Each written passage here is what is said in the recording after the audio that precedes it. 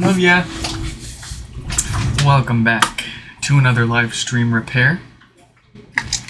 Before we jump into the usual live repairs for the pods for the day, figured we'd put together one of these new table docks that I'm now selling on my website, nixfix.com/shop.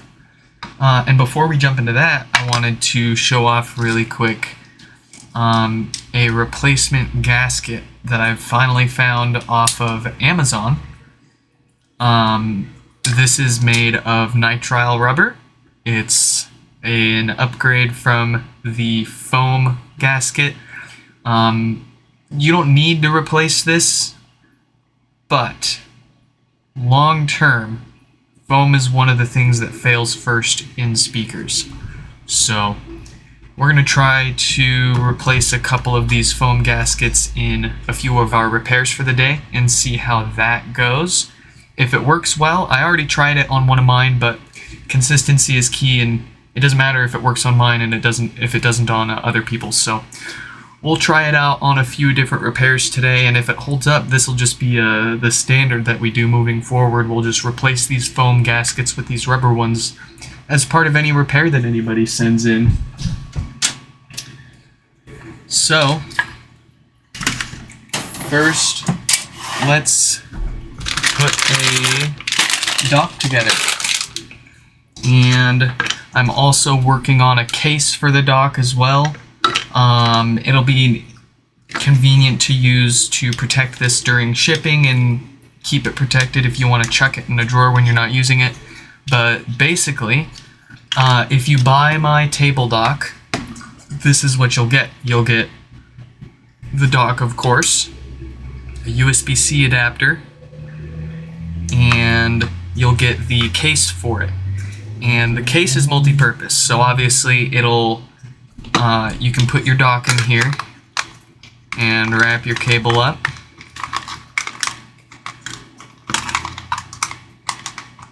Take your little USB dongle, stick that in there, and you can stick that in a drawer, throw it around, not worry about it. The second thing this does, this guy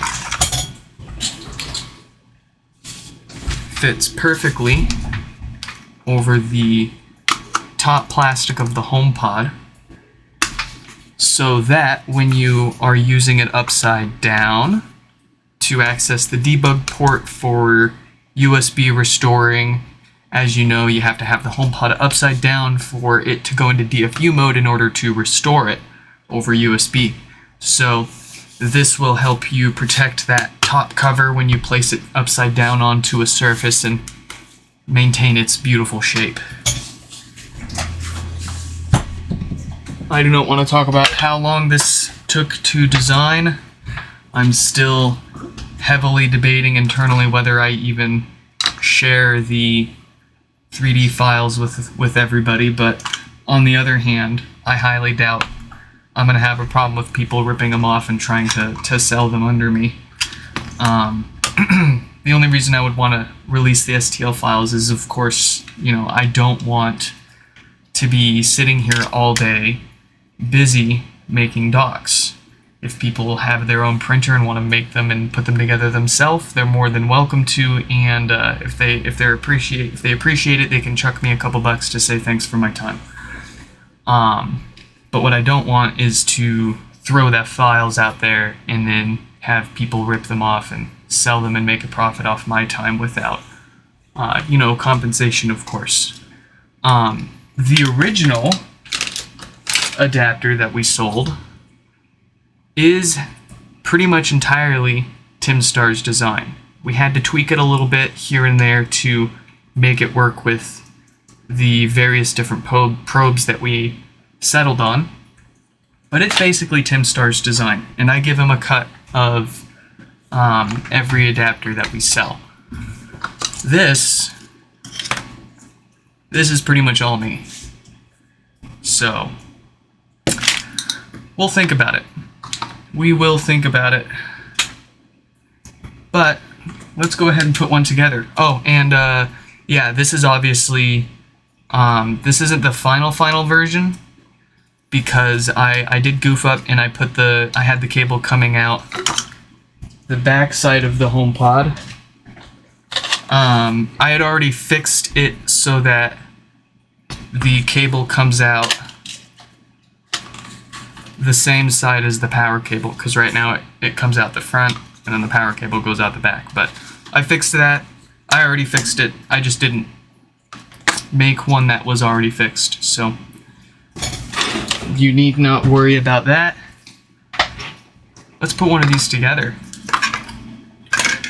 We're gonna grab some of our E2 probes. I don't like the B1 probes because they tend to be way too pokey.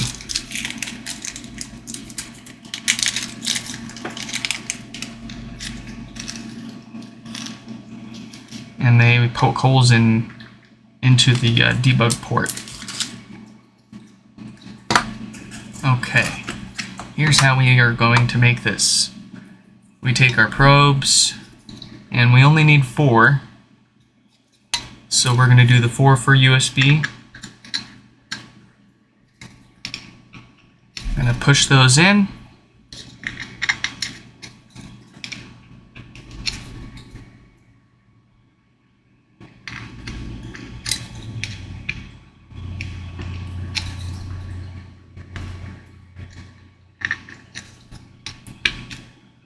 And then I'm going to push them back down.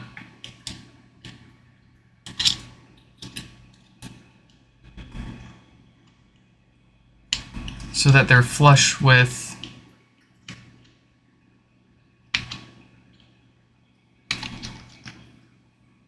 the top there, because I'm going to stick some glue into these holes here, and then we're going to push them all the way down, and that'll hold them in place quite well.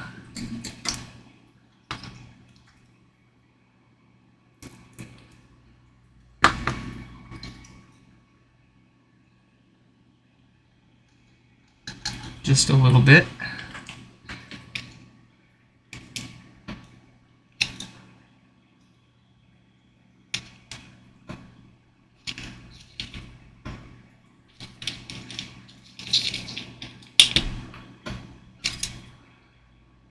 There we go. So now we've got our 4 pins in there. They are glued in.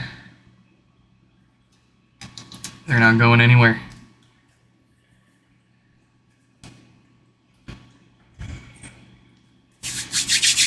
And then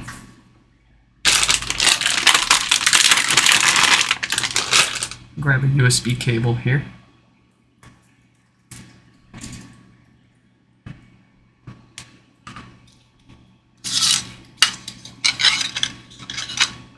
We need to tin the pads on this really quick.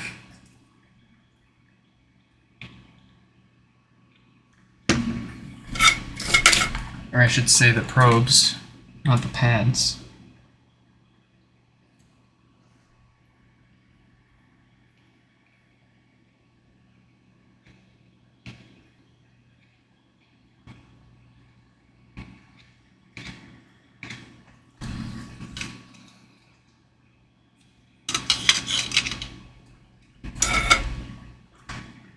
And then we can feed our cable through our hole in the base,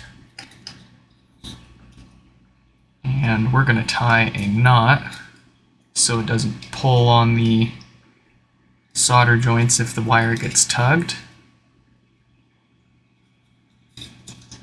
Just like that. You can see now that's not going anywhere.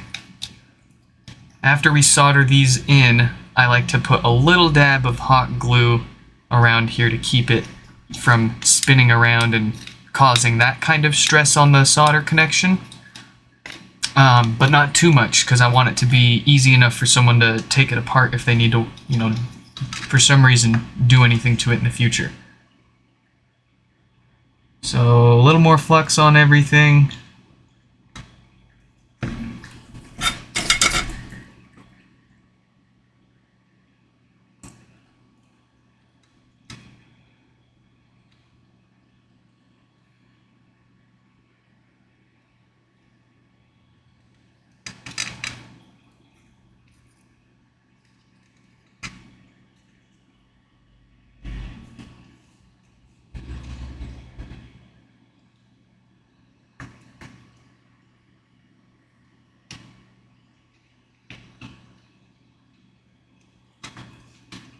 I do need some more magic or helping hands.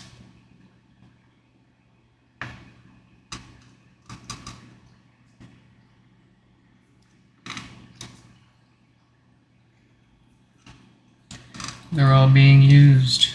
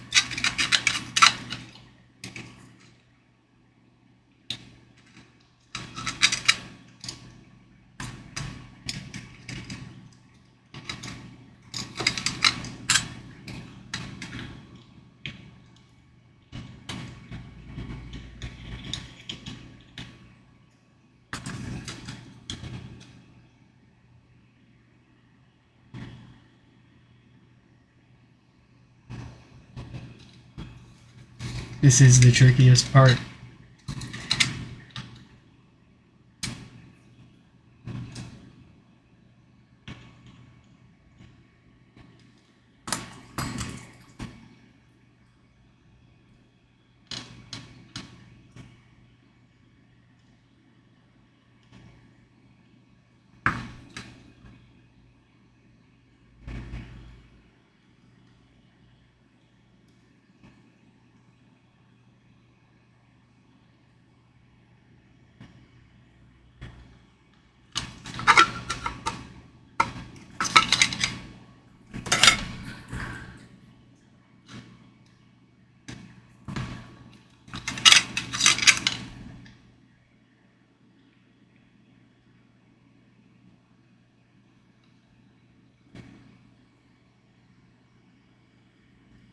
It doesn't normally take me this long, I swear.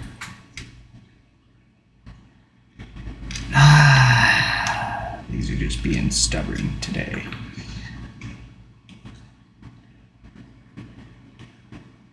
There we go. Yes. Okay.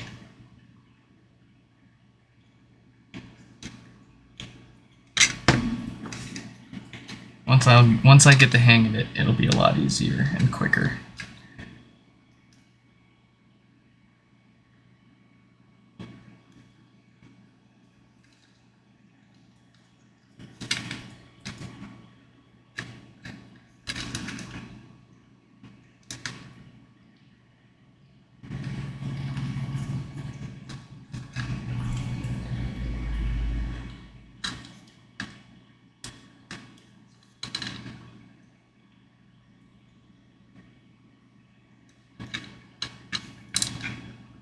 There we go. Okay. And then a dab of hot glue to keep the cable in place.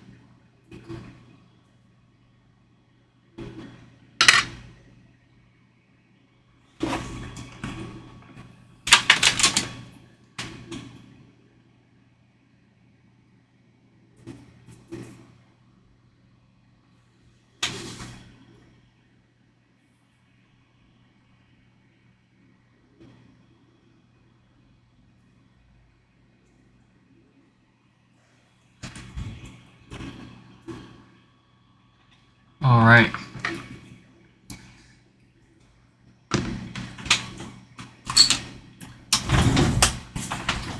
Let's see if that works really quick.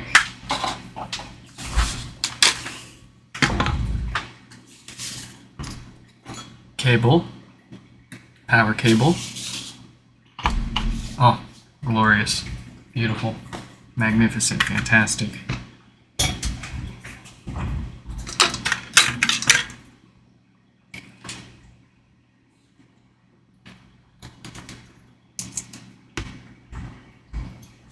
Let's see. If I plug this into my MacBook.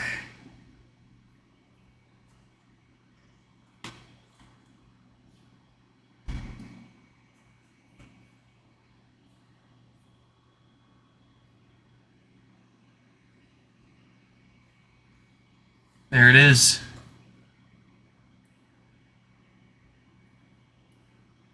Beautiful. Absolutely perfect.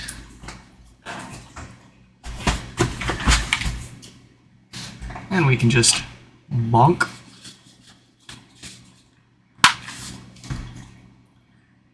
I'm not going to suggest people dock and undock it like that all the time, willy-nilly, with the power on, plugged in and all that. But I did try to make it so that if you forget to, it shouldn't break anything. Minimize the risk, at least. Okay. I hope you all enjoyed watching me struggle through that. Obviously, I'll get better at it. It won't take me 20 minutes to do each one. But that is it.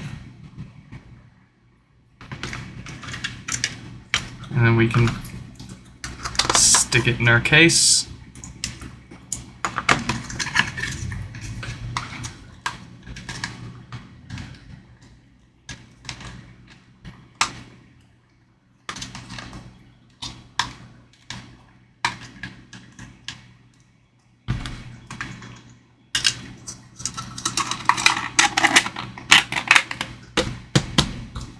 There you go.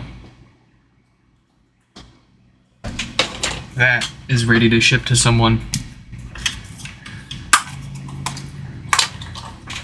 And yeah, we'll have black, we'll have white.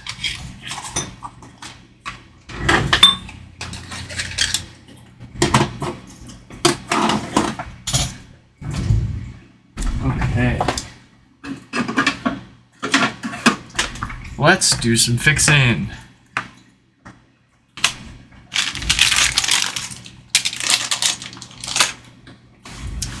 Who have we got? We got a whole list here.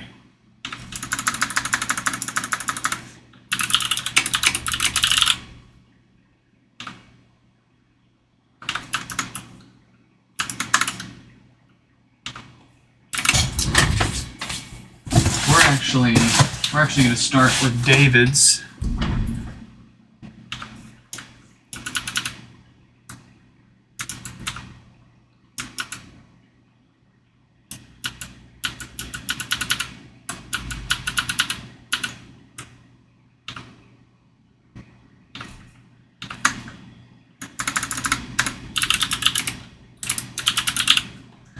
David's got a HomePod that had the blinking volume buttons issue. They sent it in, we tried to do a USB restore.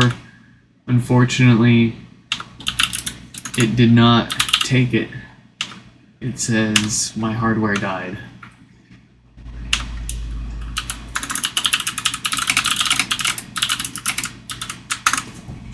So, let's bring David's back out here.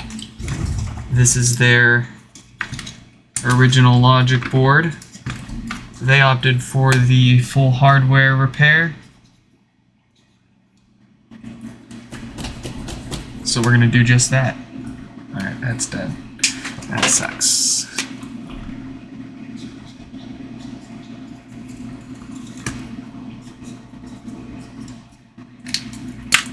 stick that in the pile of boards we'll try to fix later. For now, at least, I've got some spare logic boards that I've already fixed and have ready to go for such an occasion.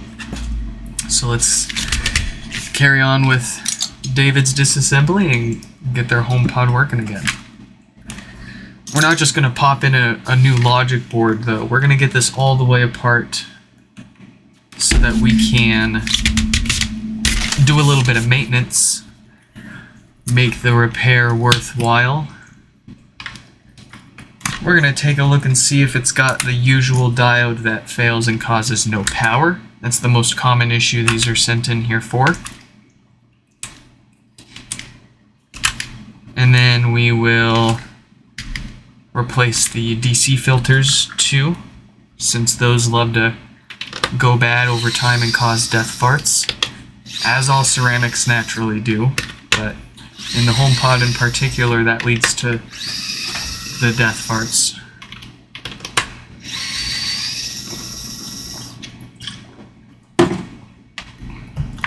Let me fix my camera here. Kind of all over the place, huh? There we go.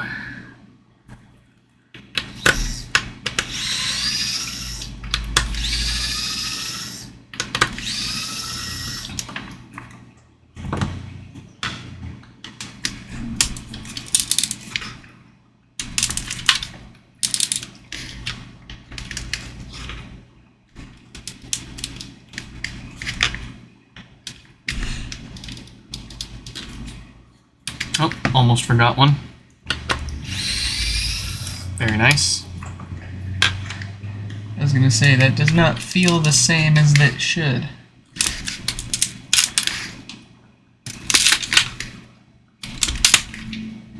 There we go.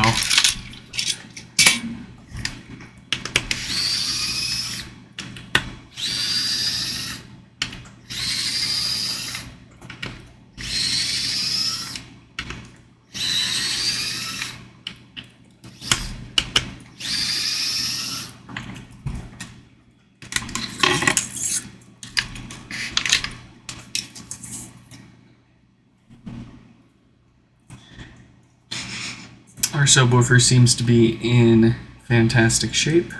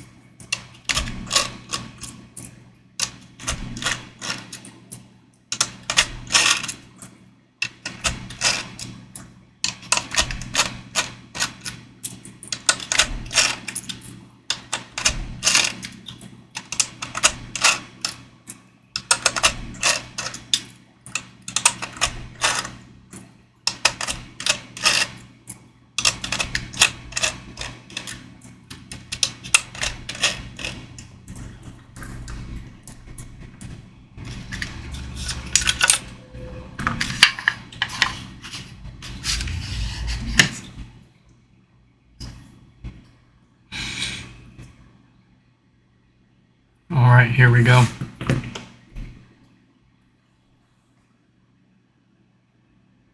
First up, some fart filters.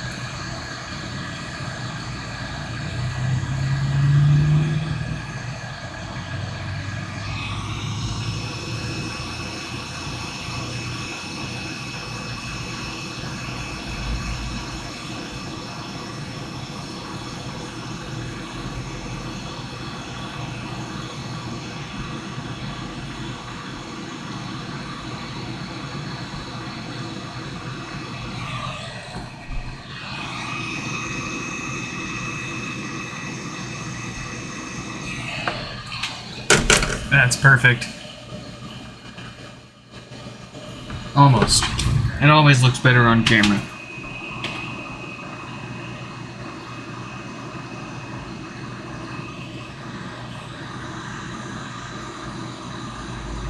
That's perfect. Okay. Death farts should not be a concern for quite a long time coming on this HomePod. Let's get that diode replaced so that they never have to worry about any power issues. Because it is dated 46K, that is one of the 2 date codes that we commonly see fail and cause no power. So had this not been bricked hardware-wise by the logic board, it would have been no power bricked by this diode in a matter of time.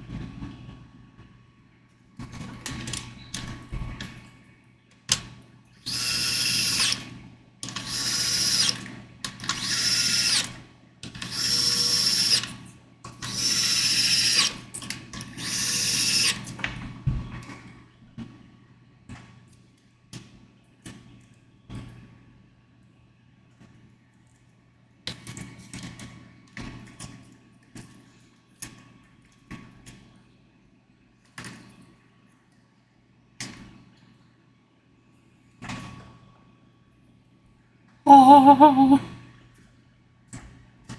We need not worry about the foam ring anymore.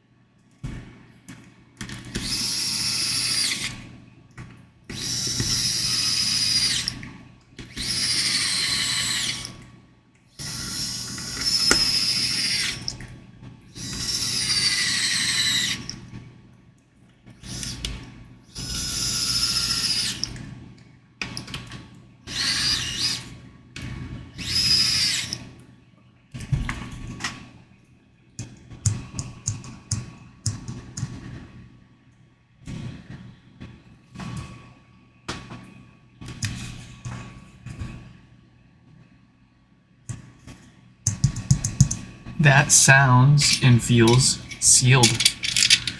We'll find out.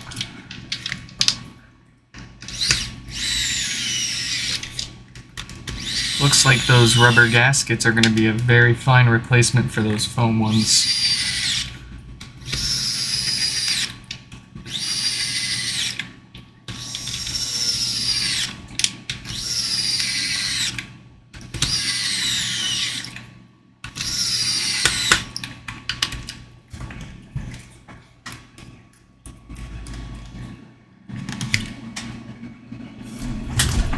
Let's grab a good logic board. Here we have it.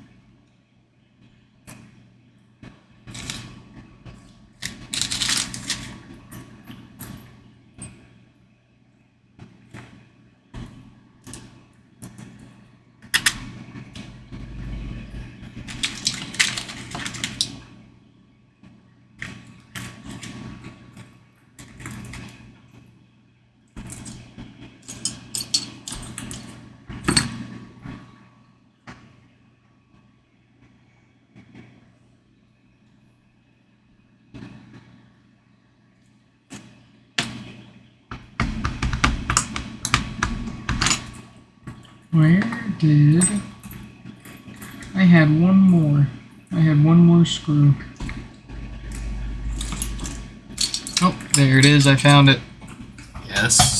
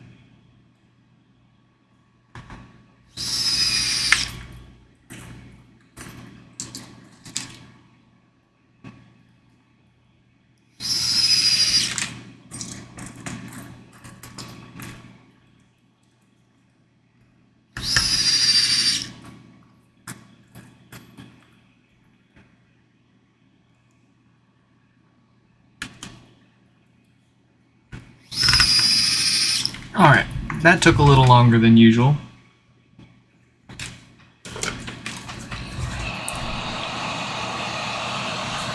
We'll call it the warm-up repair.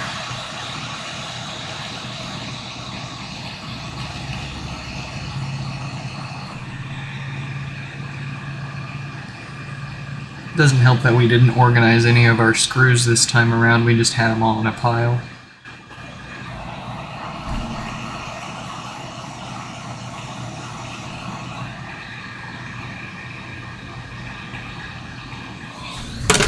Alright.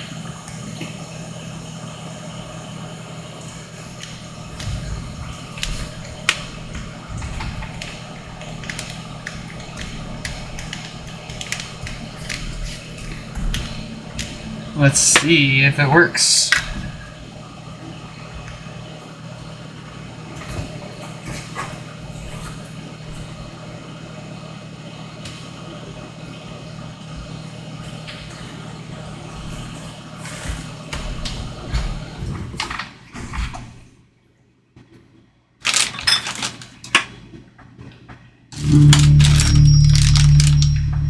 That sounds good to me.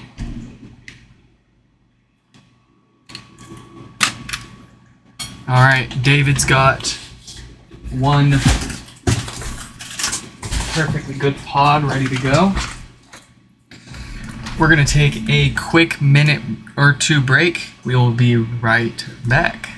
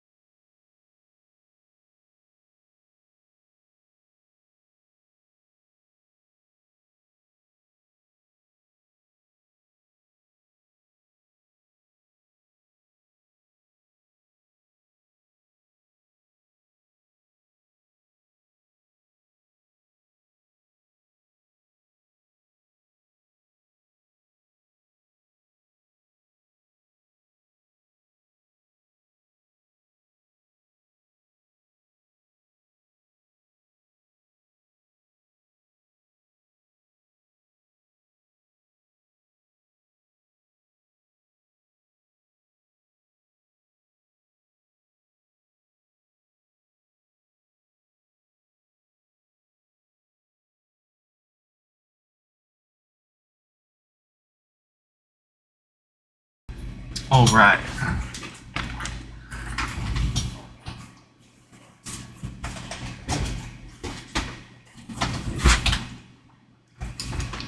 Oh yeah.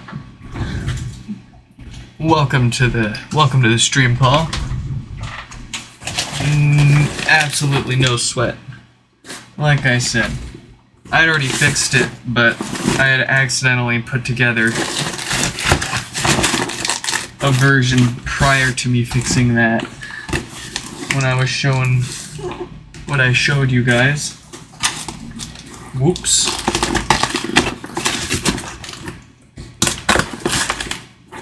It just goes to show that even if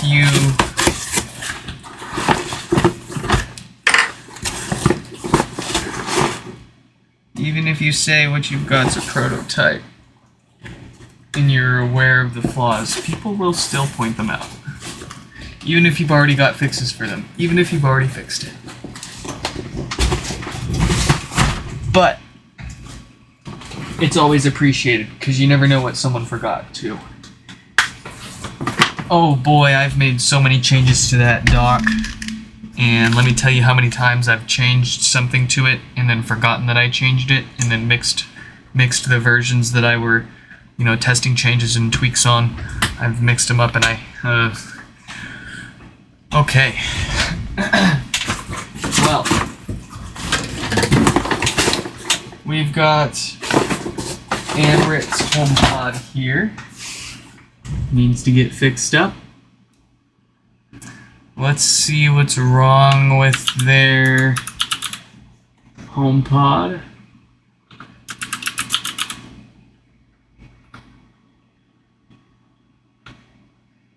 Oh, I take it back. This is a donation. Oh. Amrit, you were too kind. Looks like it doesn't turn on. Looks like it's going to be the typical dead diode. I'm not going to bother fixing that though, because we've got far too much to fix here. I'll put that in my pile to fix for later. Well then, let's move on to Henry's HomePod.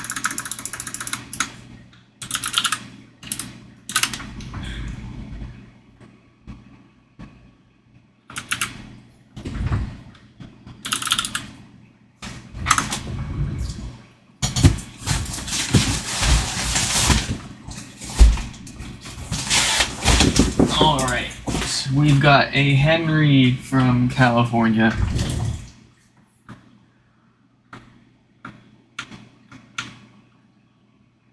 Dead HomePod heard a brief static sound, then it just fell silent.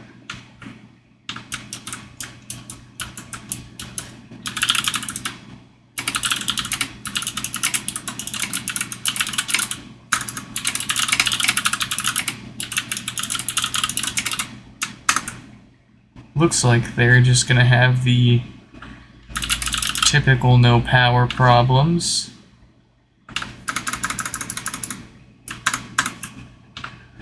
And after Henry, it is not just Joy. We've got a Sam with a bricked HomePod.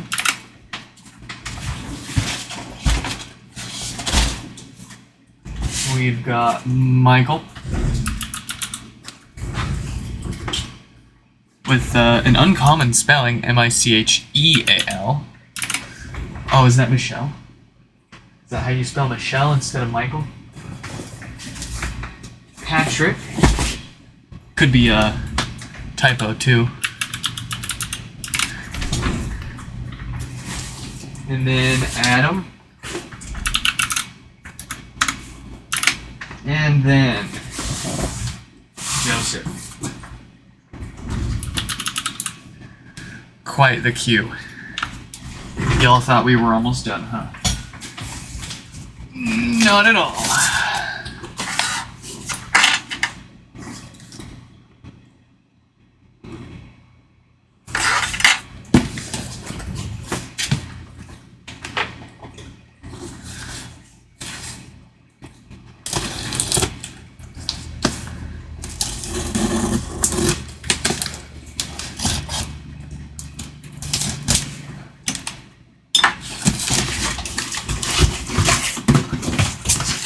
Ooh, Henry's included a return label. Very nice.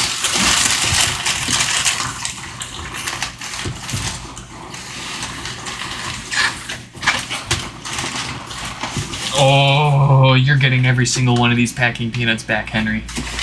Every single one. Oh. Hey, don't get me wrong though. I would much rather see a box full of packing peanuts protecting a HomePod than a HomePod bouncing around an empty box all by itself.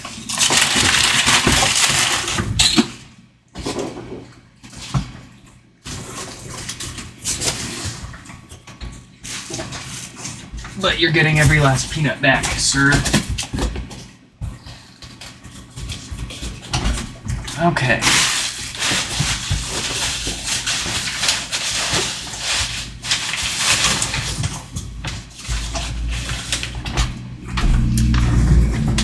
Henry here, I don't believe it's no power. Actually, no, Henry is no power. That was a different one I was thinking of. Henry does indeed have no power here. No lights, no nothing. Got a couple of watts being pulled from the wall. So this looks like the usual dead diode inside. Let's get it apart and get it fixed.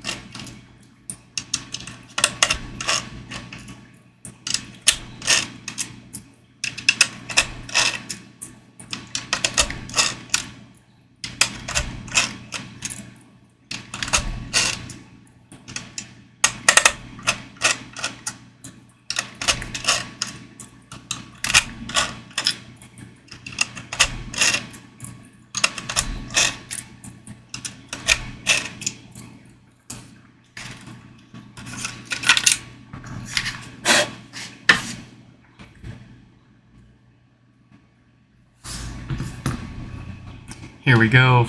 Fart filters first, then we'll knock out that diode causing their power problem.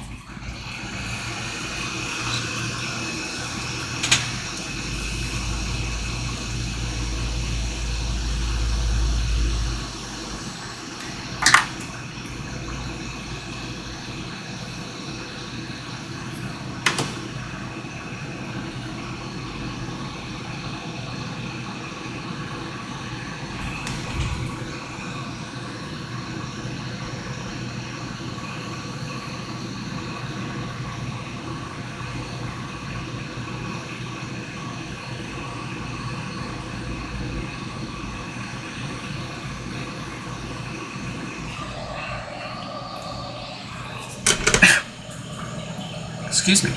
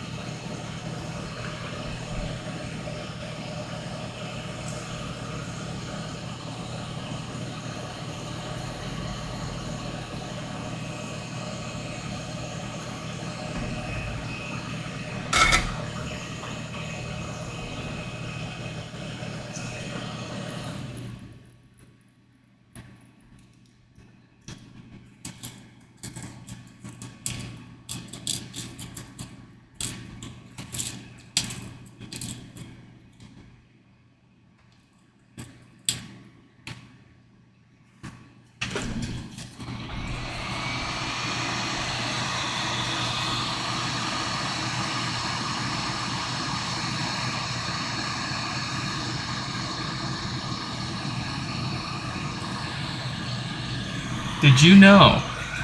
Did you know?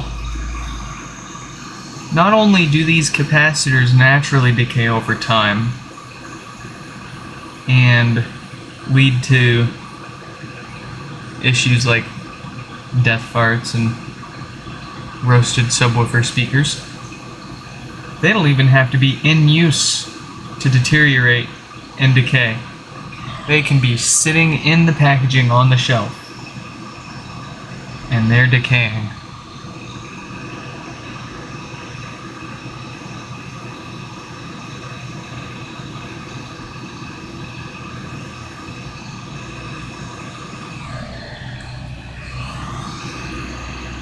That's why we try to use the best quality ones we can get our hands on, you know, without getting too bonkers. But I'll say we certainly don't use the bottom of the barrel cheapest stuff. Wouldn't be worth it.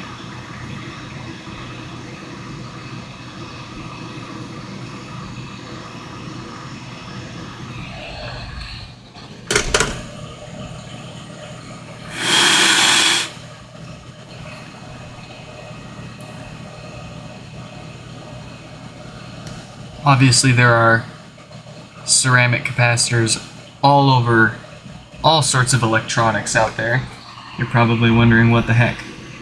Why don't we see more problems? A, you're not looking. B, it might not even be causing a problem. Depending on what the capacitor's doing, a drop in its ability to filter DC voltage might not even matter.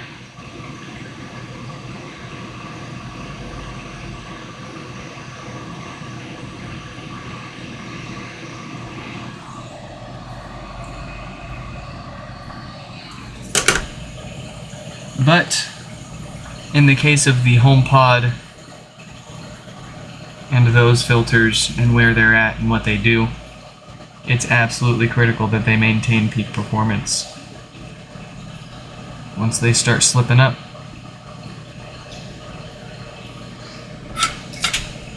that's it. Bring on the farts.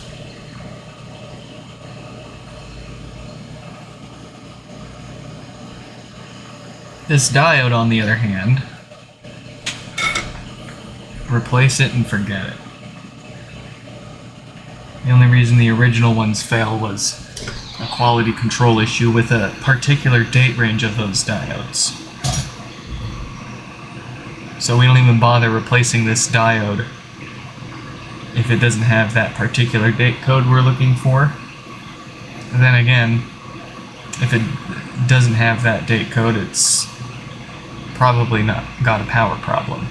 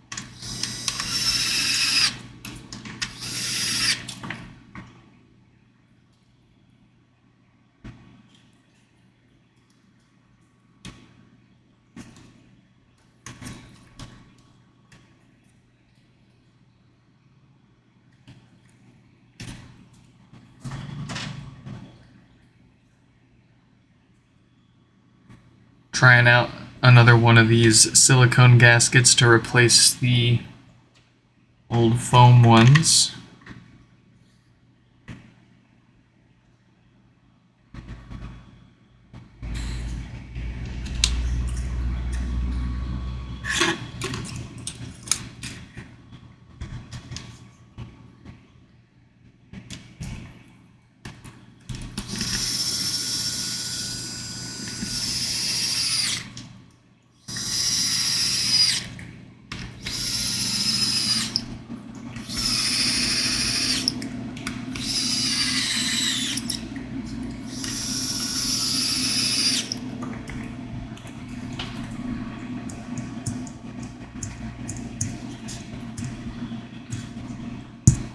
Nice and sealed. Man, that seals better than the foam does. And when I listened to the difference on one of my own when I tried this, it seemed like a slight improvement, dare I say.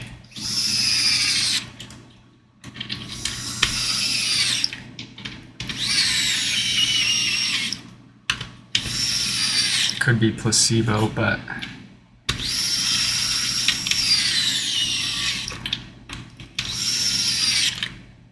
it definitely seemed like it sounded a little tighter, kind of like a second gen.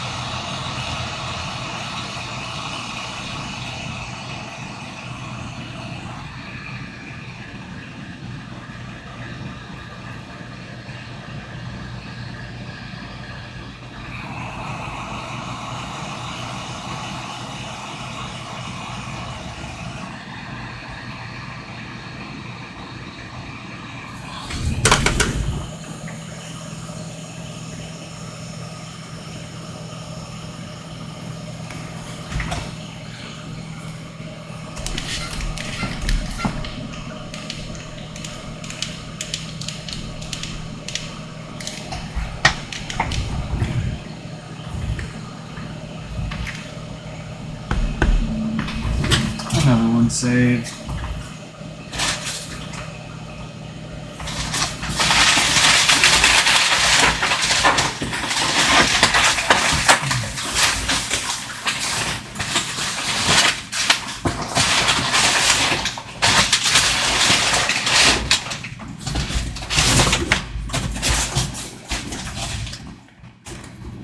see what it's got.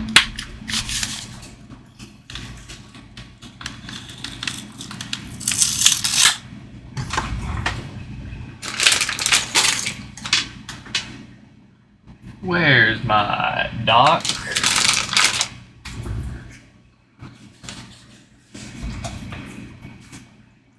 Where is my dock?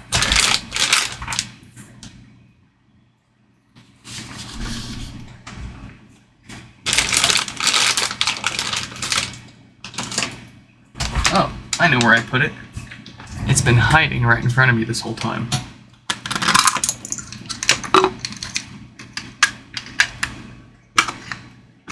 I'm having trouble connecting to the internet. For more info, check the Home app.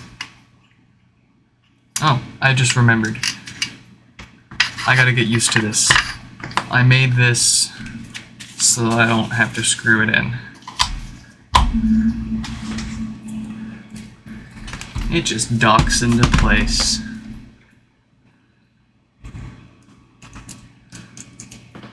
What do we got?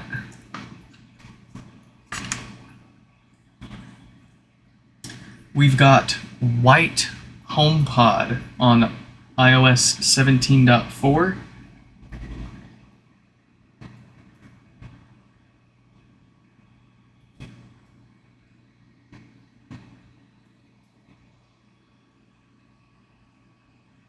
Looks like it was in the office room.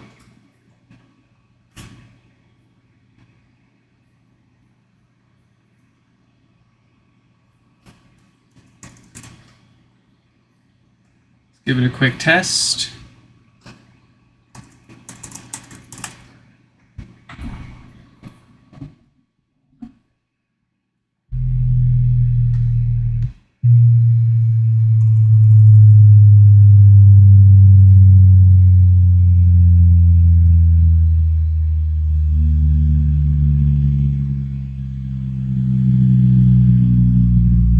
That is rattling the crap out of my desk.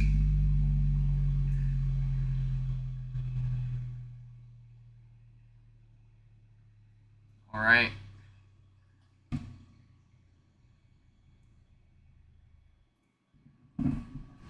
Well, I think A, our table dock works excellent. B, our silicone or our nitrile rubber replacement subwoofer gasket for the old foam one works perfect. And Henry's HomePod works perfect.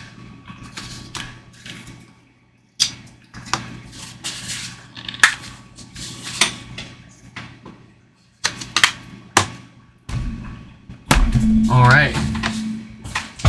With that, Henry, welcome to the stream. Thanks for dropping by, and feel free to stick around while we knock a few more out here. The next one we're going to look at is from Sam. It looks like Sam is a bit bricked, so we're going to see what we can do about that.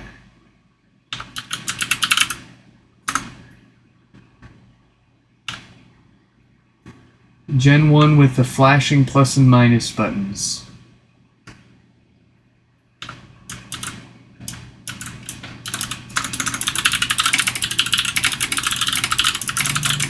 Let's shoot them a quick email so they can watch.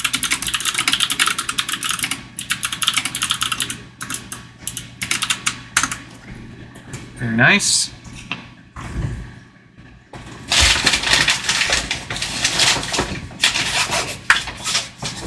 Here's the pod.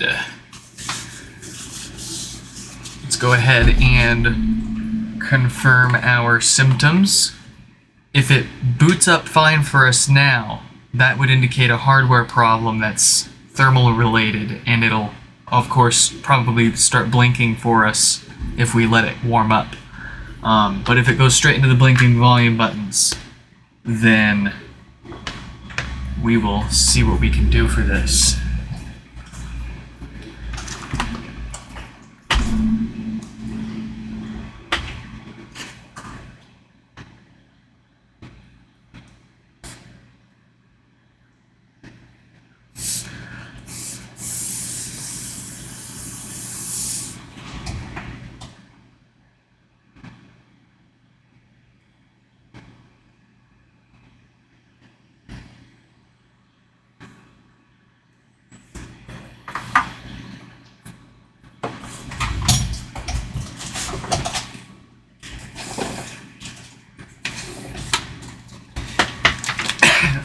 If I didn't know any better, I'd say that's going to start blinking its volume buttons.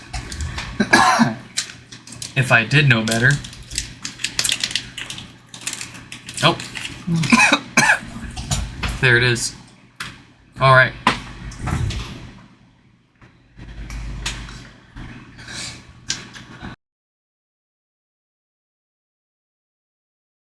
Here we go. We're going to protect the top from scratches when we flip it upside down with our new top cap. We're going to take this rubber base off.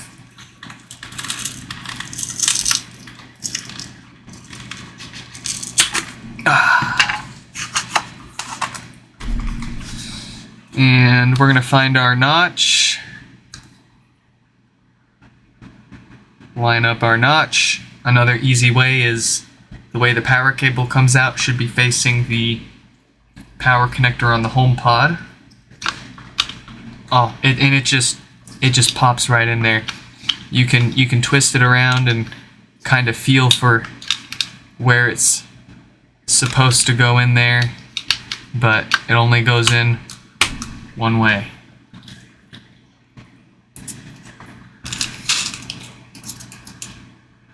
Let's screw that sucker in so it stays nice and connected while we restore it upside down. If it was right side up, we wouldn't need to worry about the screws since the weight of the HomePod will keep it down. Looks like my camera died. Nope, it's back. Very nice.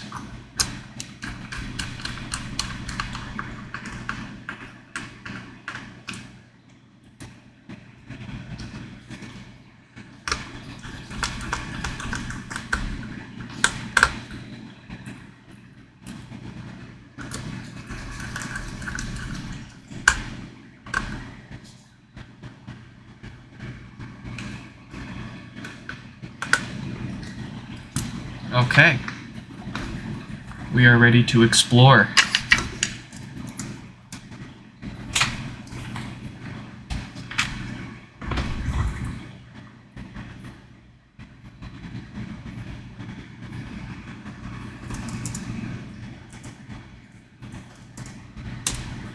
Gaster cone.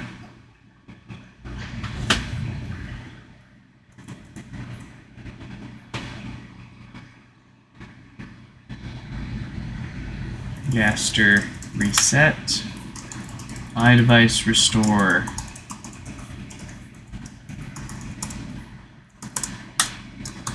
Yes. Let's see what it does.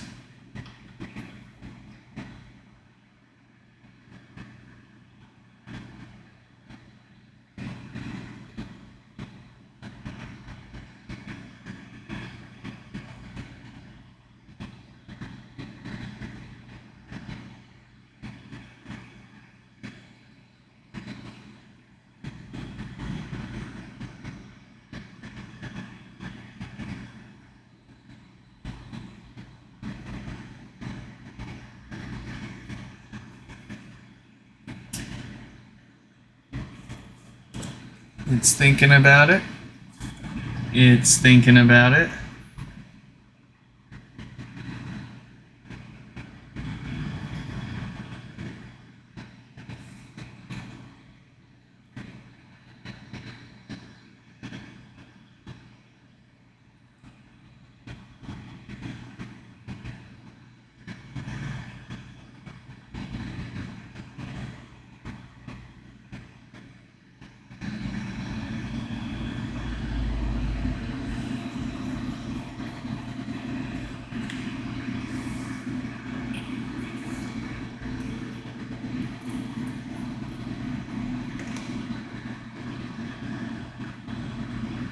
Still thinking about it.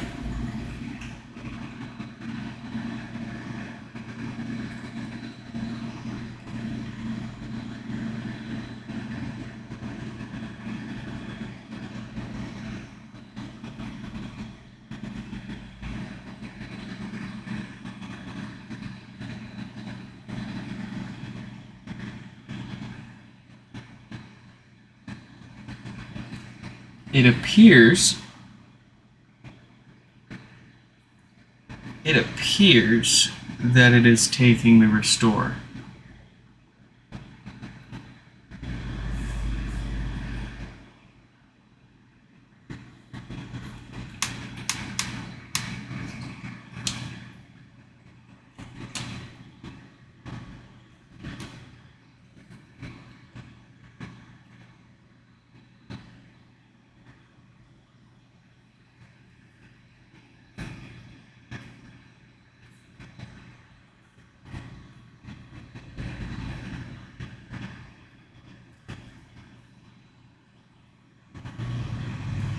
We're at 10%.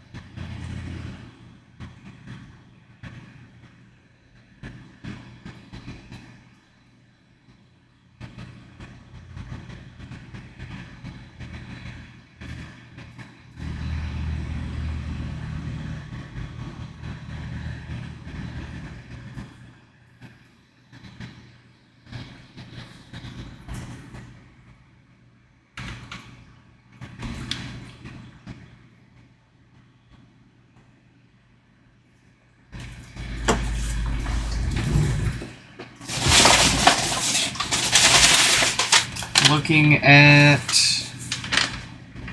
Sam printed out our email exchange, and they specifically highlighted that they want the warranty on this. So if this takes the software restore without a problem, we'll go ahead and crack this apart and replace the components that normally fail and cause these things to get sent in for more common hardware problems.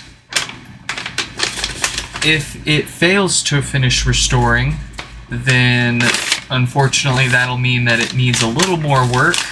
That'd bump it up to a $90 repair, but it still gets that warranty and we'll still take it all the way apart and replace everything else that commonly fails. We're 30% of the way through though, so my hopes increase as this progresses. We won't know until it, of course, fully finishes and it actually says restore complete. Just because it gets to 100% on the restoring image step doesn't necessarily mean that it's going to work. Chances are it'll work if it gets that far.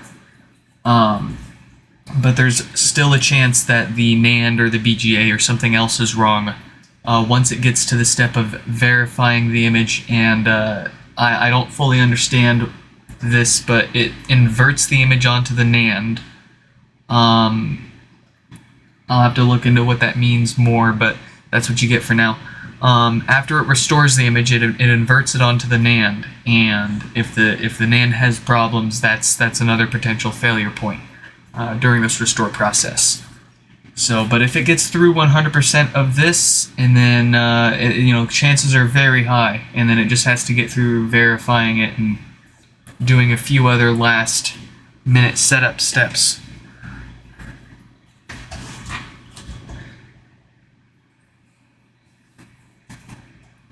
It's at 44% now.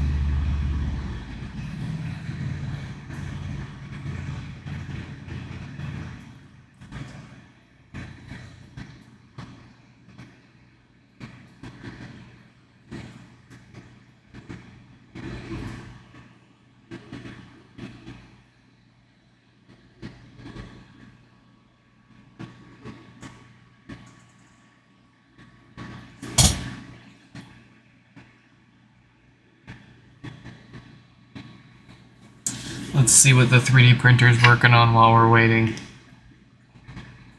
We're printing cases for our table dock. Yes, of course.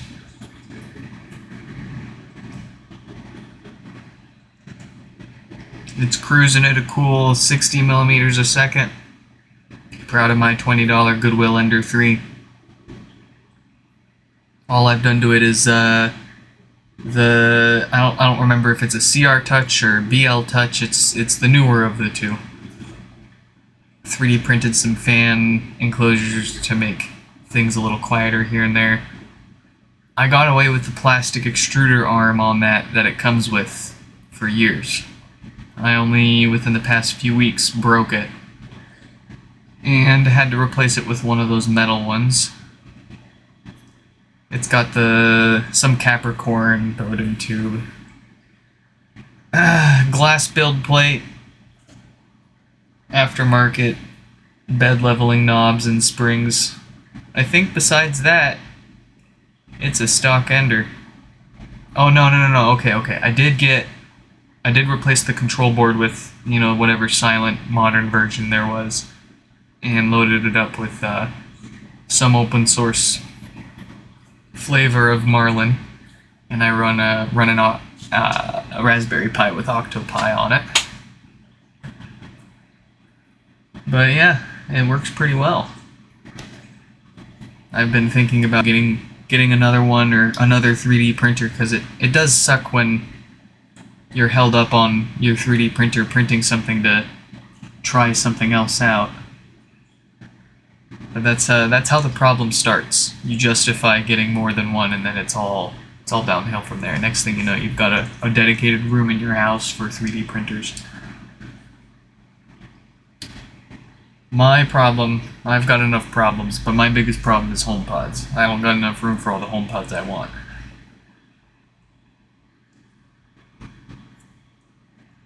So we've completed the image restore. It's doing its final steps. Looks like it's gonna work.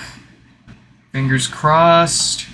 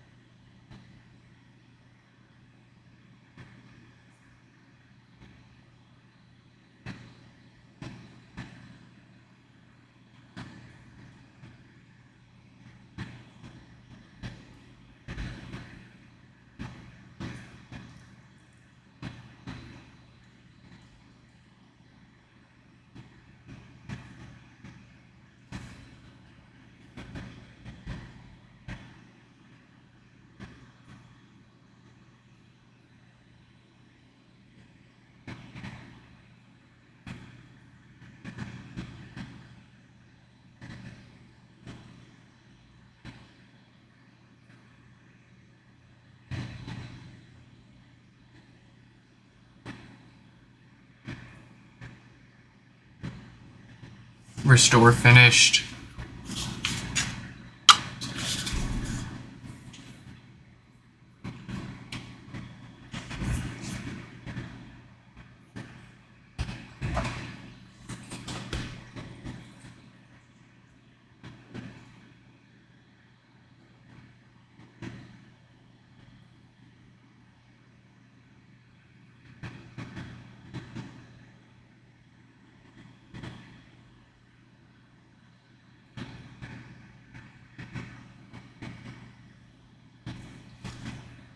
Booted 18.0.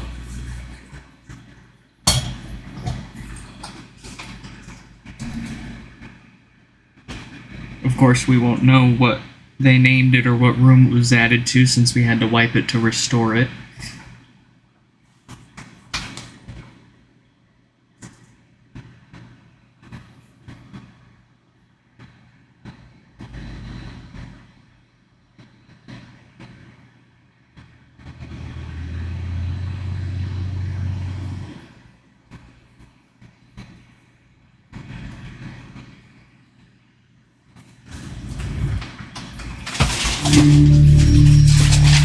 Wham bam, thank you ma'am, there it is.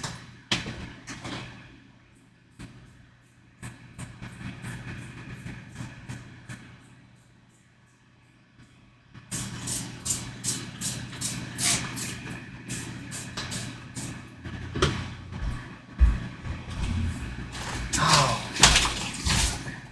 perfect. Okay. Another win.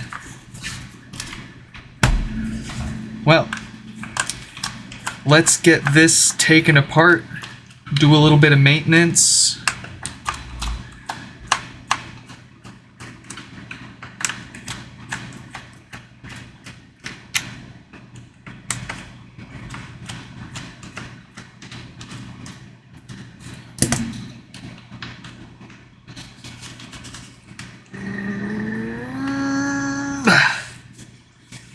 Oh, that's stuck on there. There we go.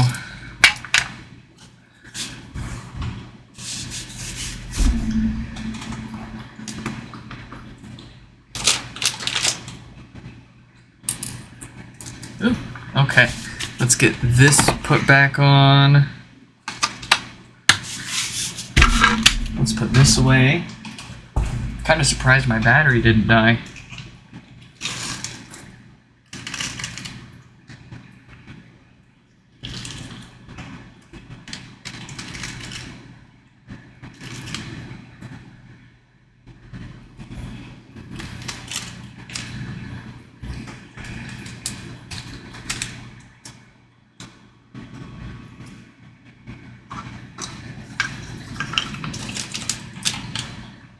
Back into your little cubby you go.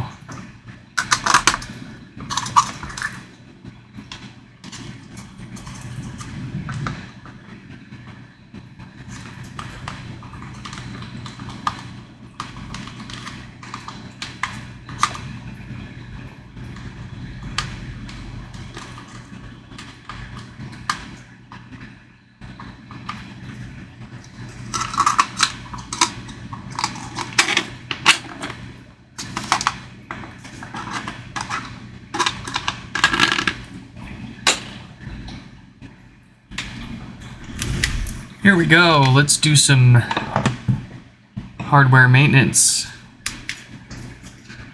Let's give this thing no reason to come back to us.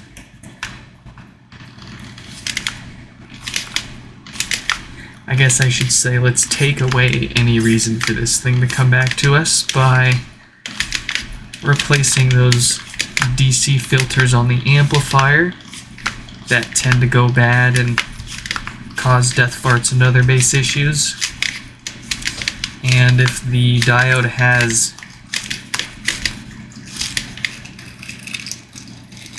the date code that normally fails and causes no power, we'll replace that too.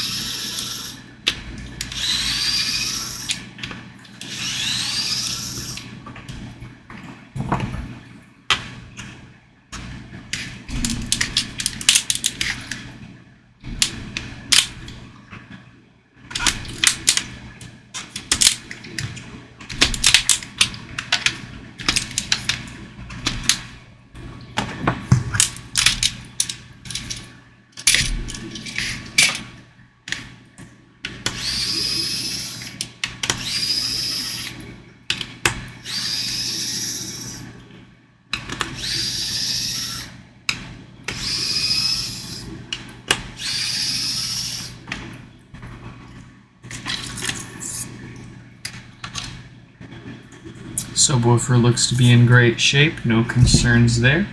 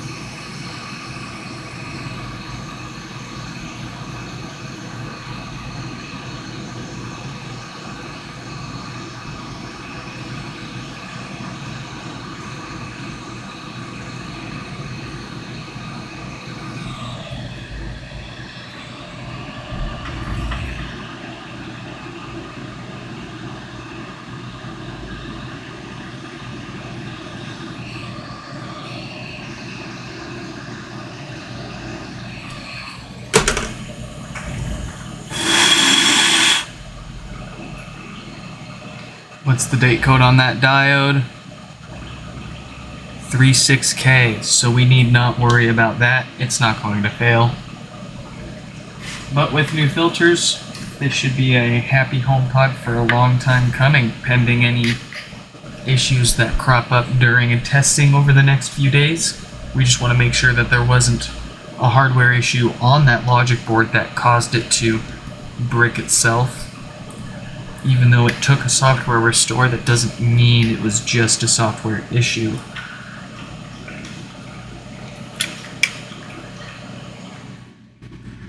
Out of all the ones that we've successfully restored so far, I will say though, only one of them started blinking again. As far as the ones that people have sent in.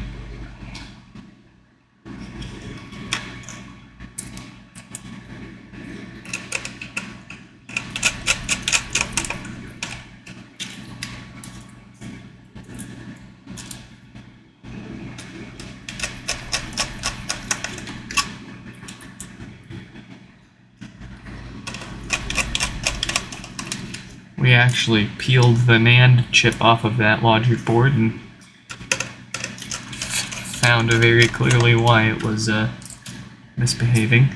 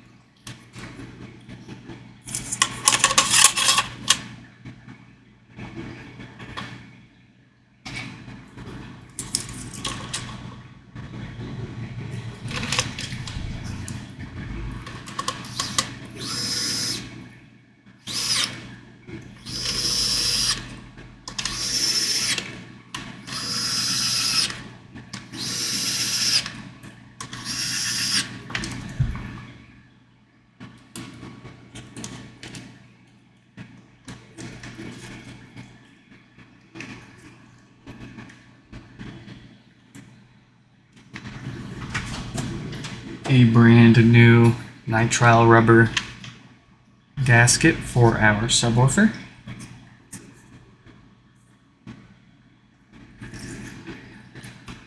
I'll of course be sharing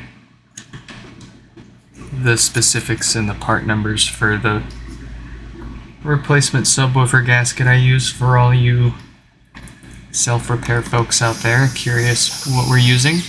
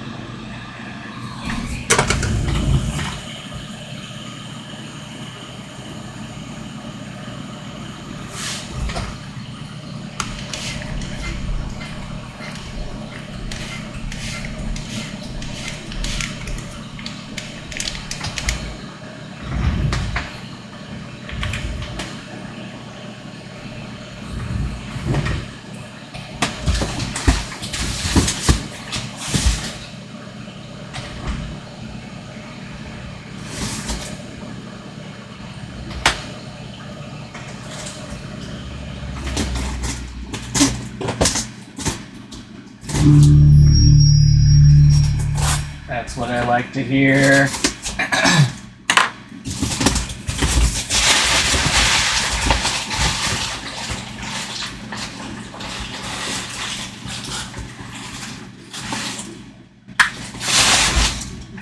Here's the next one.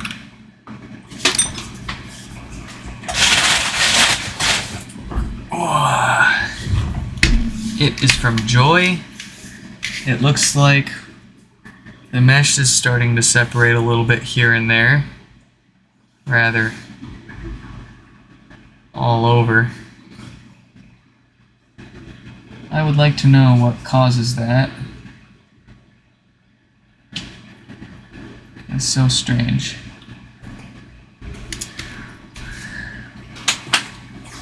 I suspect it's sitting in the sun, or maybe the wrong thing used to clean it. I'm not sure. What I am sure about is it's got no power.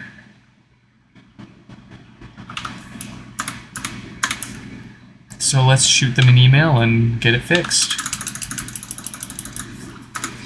Oh, and this isn't actually Joy's.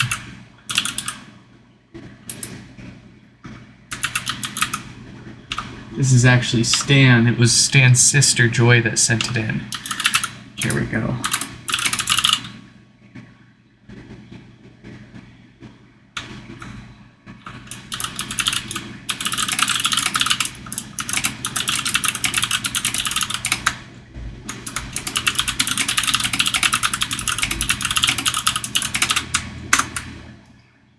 All right. Let's get it fixed.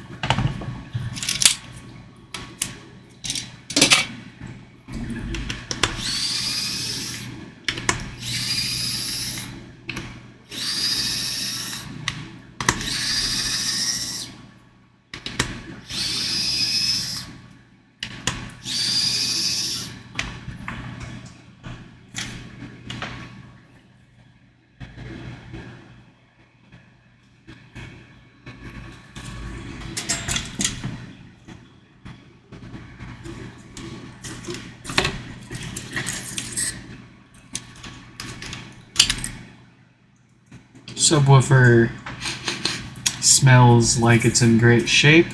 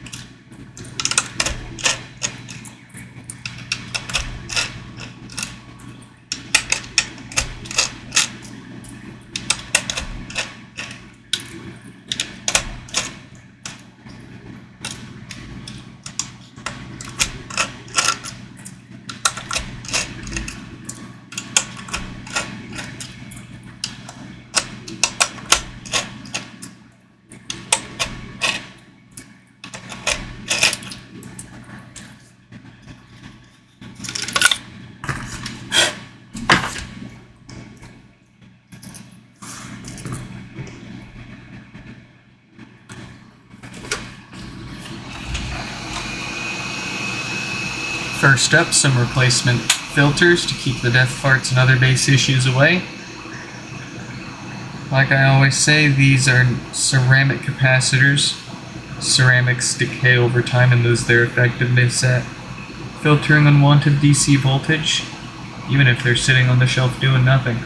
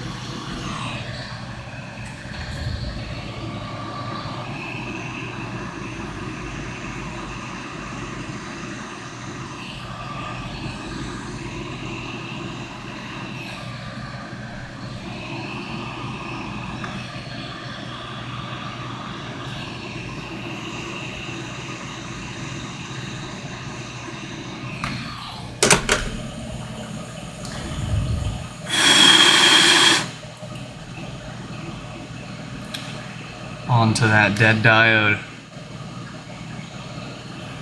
46K dated, of course.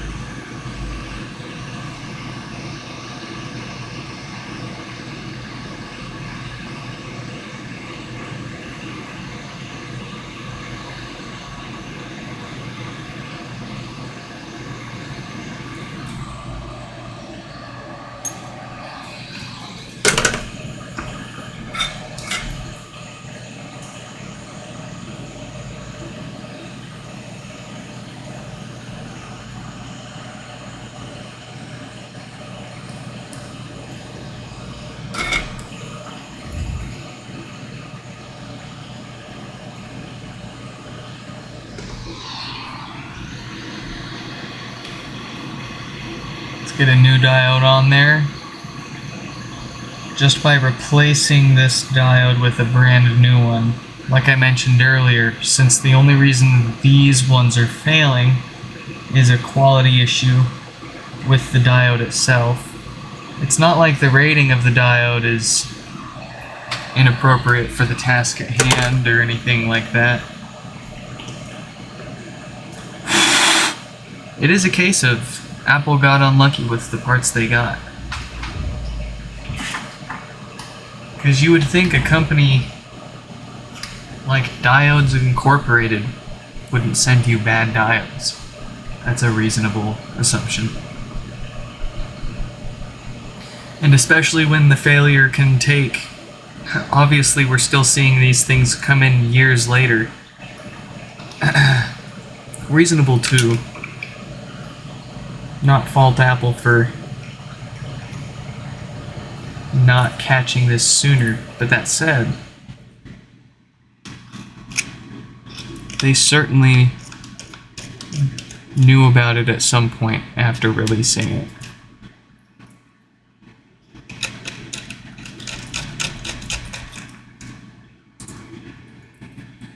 I wonder what they were thinking.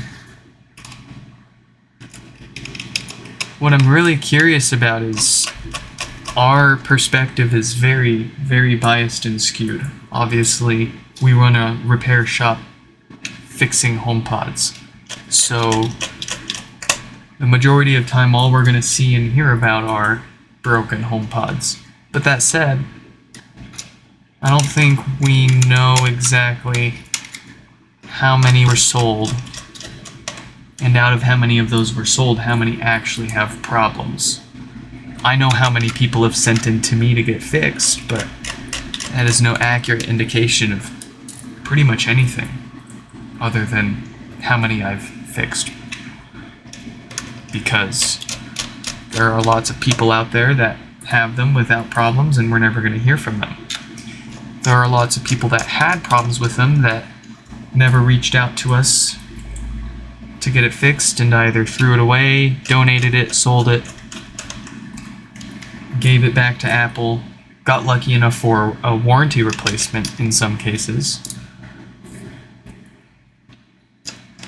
So there's all those other ones out there we don't know about.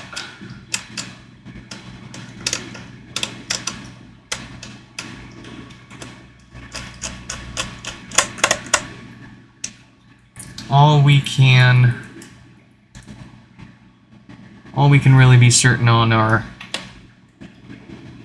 what issues are more common than others that we get in to fix.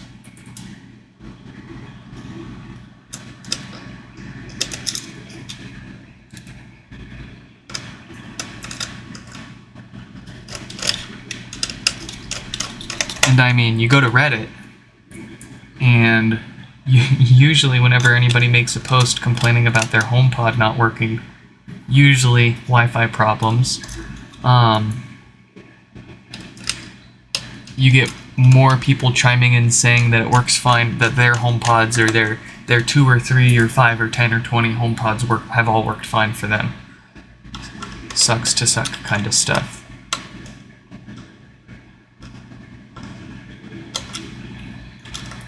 So it just makes me really curious about the actual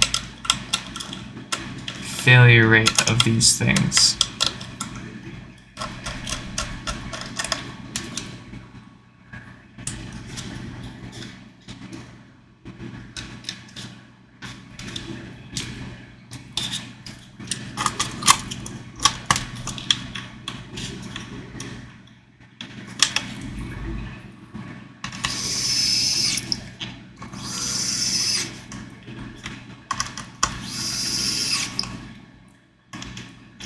Stan, welcome to the party. Glad you could make it.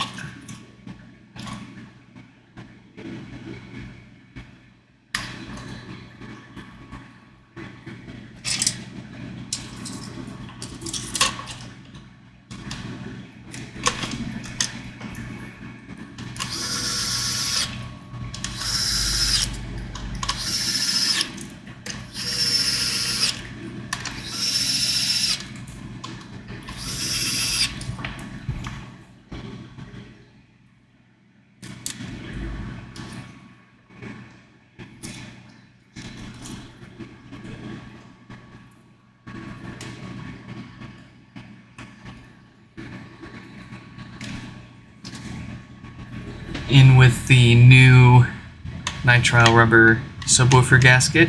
This is the last one that I have on hand for today, so everybody else gets the one that they've already got back, which is what we've been doing for years. That's not a problem. But moving forward, I think I'm gonna order a bunch more of these rubber gaskets and start replacing these in people's repairs.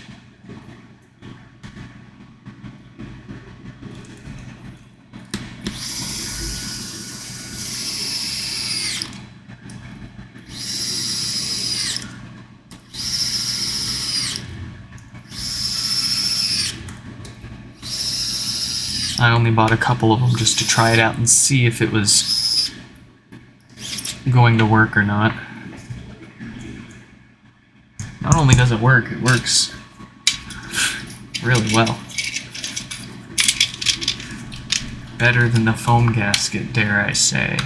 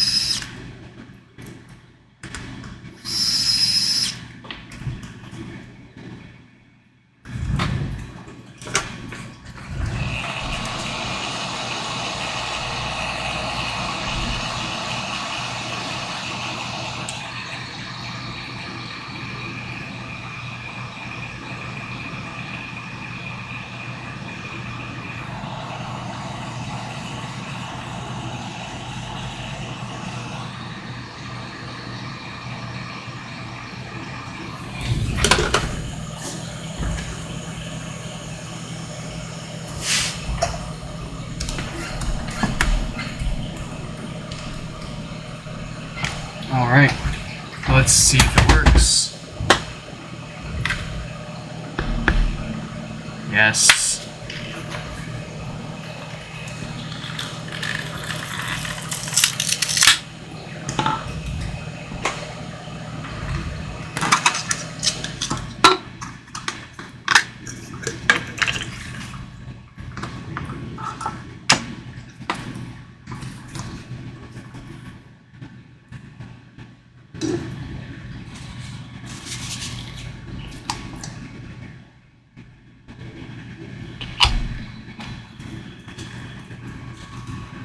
Hello?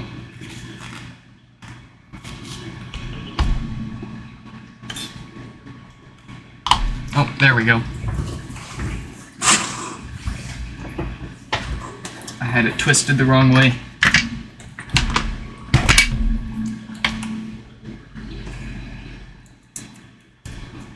Oh, battery.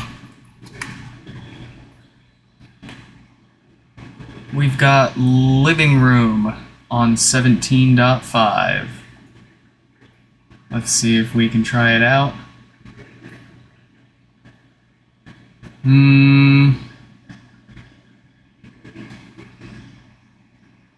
Let me turn my Wi-Fi off.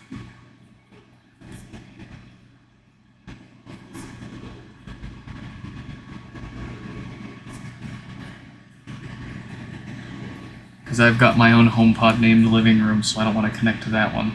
Okay, cool. It looks like it's in the living room, and it is part of a stereo pair. Let's give it a test. I'm going to turn my microphone volume down so you guys aren't blasted.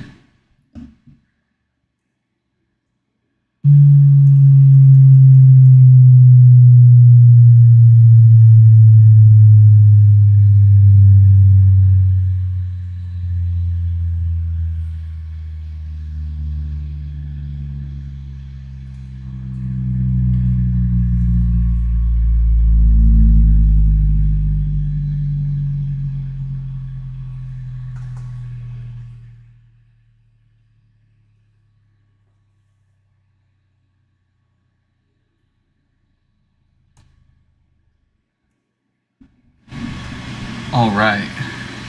Let me know in the chat if turning the microphone volume down helped with that, or if that was still too loud, or if we should probably just not do that anymore on the stream. I like to do that because it shows the person that's watching their HomePod get fixed that it works.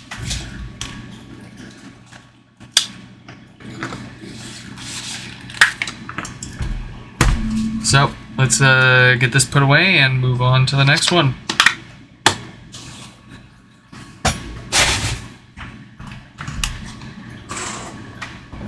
I think I will just keep this out. Welcome to the chat, clowning.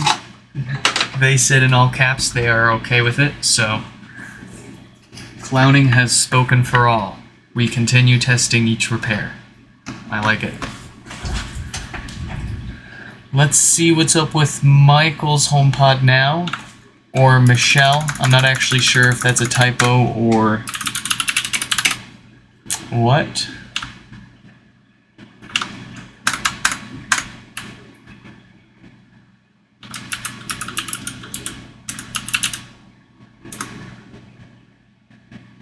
Yeah, it looks like it was a typo.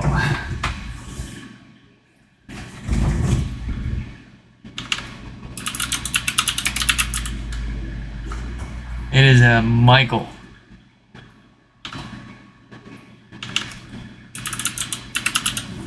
And they have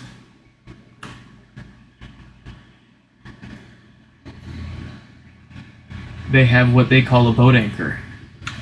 All right. Let's shoot them a link to watch, and then we'll crack this open.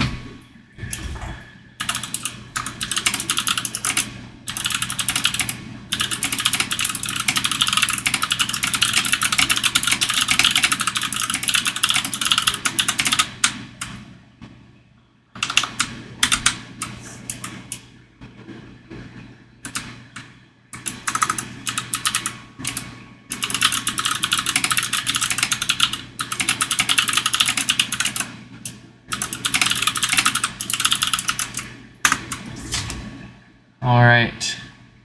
I presume by boat anchor they mean no power.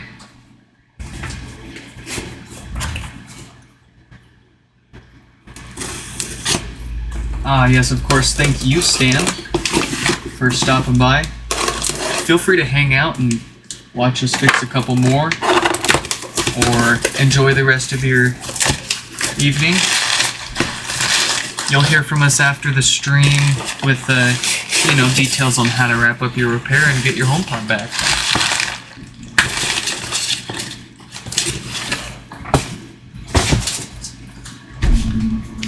Here's the pod. We got some styrofoam.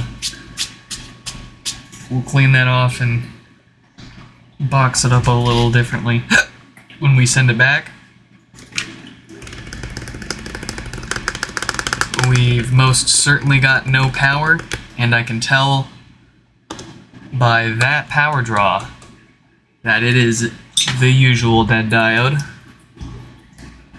Anything between usually 3 to 7 watts of power draw is the usual dead diode. Looks like there's a little crack on the top. We have to be careful around that. Teeny tiny little crack.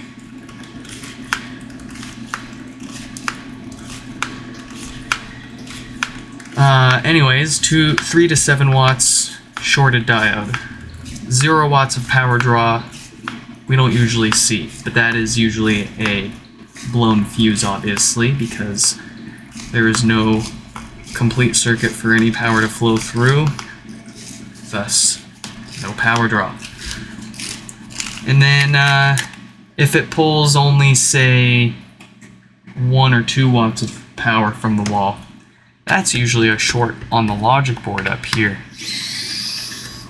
9 out of 10 times, though, if not more, it's that usual diode.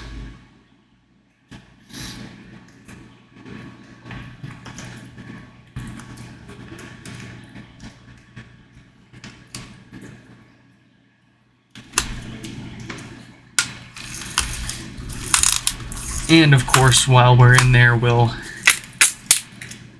replace those DC filters that, like all ceramic capacitors do, naturally decay over time. In the HomePod in particular, that leads to death farts and other base issues. And the one thing I hate the most about HomePod repairs is getting one that I've already worked on back. I like to fix it and forget about it. I like to not worry about it. And knowing the failure rate and the way that those ceramic capacitors age and what they do when they do fail,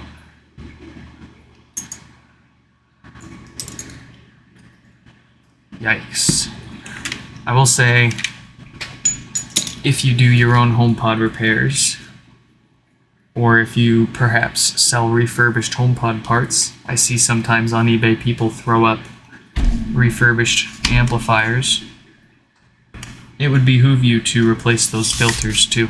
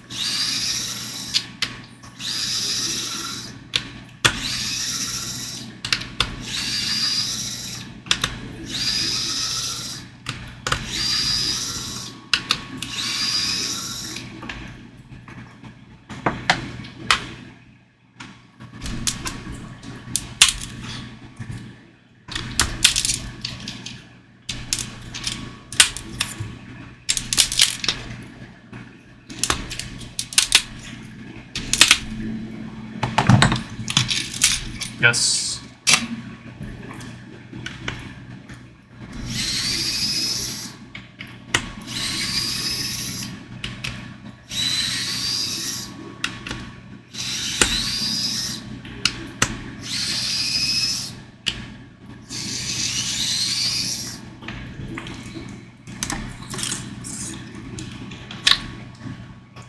subwoofer. Smells great. I'd put that on my body. Wear it around town. Slap a label on it and call it some cologne.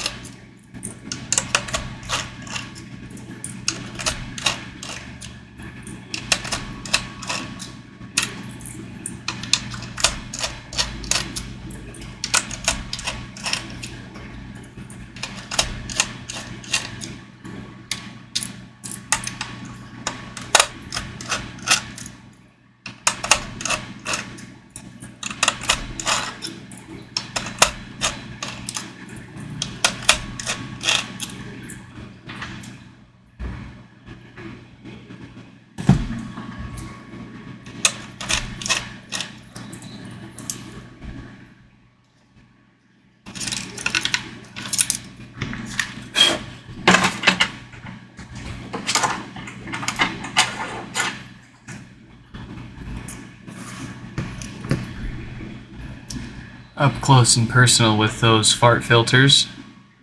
Let's get those replaced.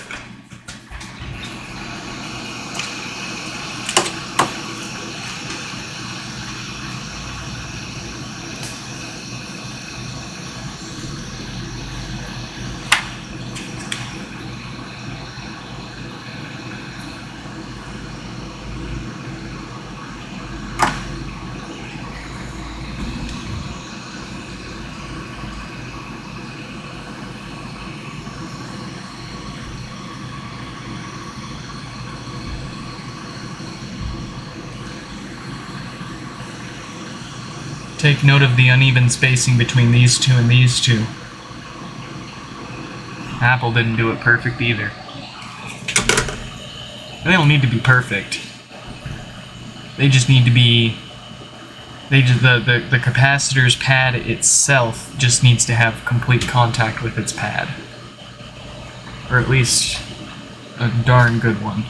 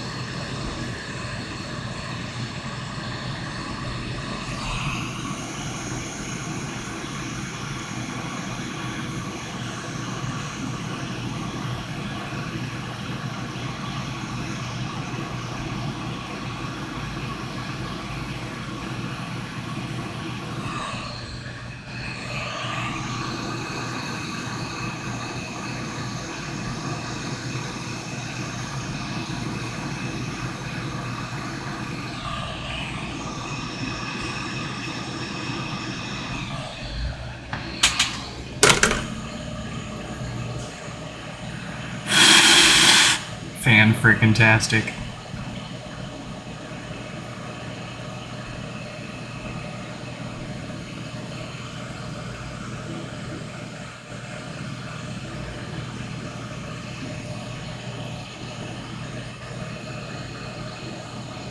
There it is, our 46K dated dead diode.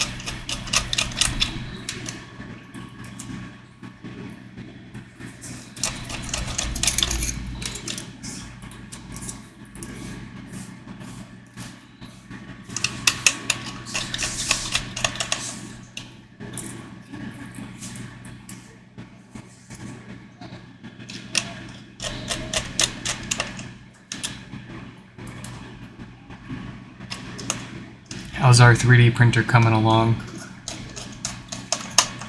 Looking good. We'll be able to try out that new dock cover soon. I made some changes. I didn't like... Obviously... this did not make a whole lot of sense, because, you know, once it's closed, it's very difficult to open. So I made it so this fits inside of here, like that, and then you just crack it open now.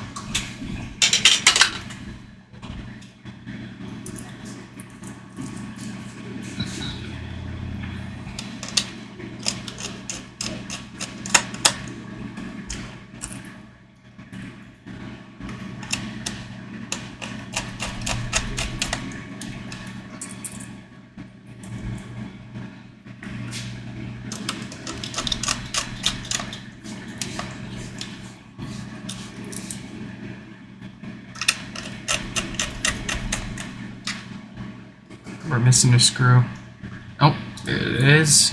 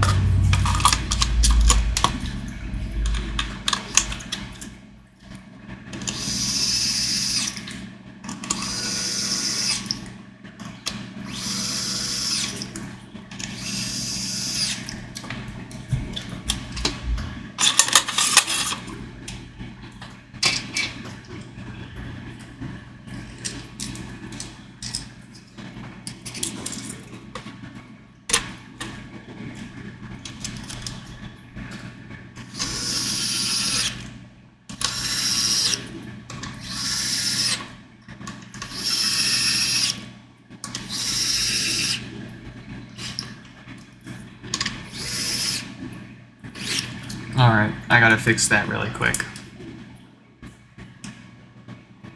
Over time, the button on this screwdriver likes to wear out. There's a tiny little plastic cross right here with a teeny little nub on it that's supposed to push on this button, and it wears out. It's a good thing I've got so many more of these.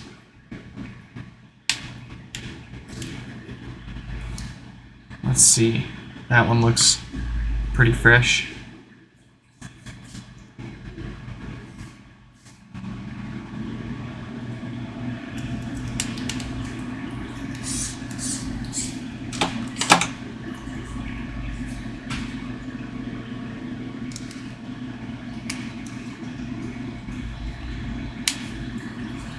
Let's see how that works. Yeah, that's much better.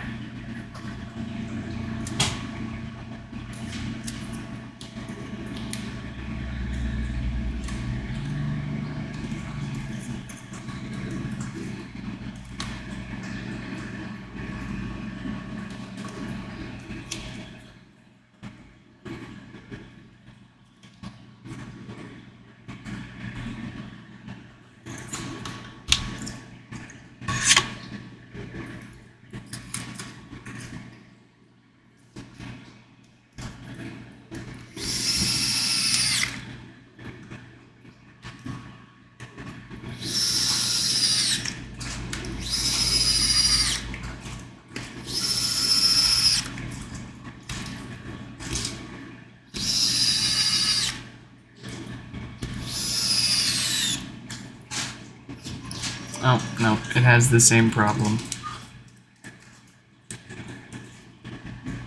And man, you gotta really push on that, huh? It's probably the button itself.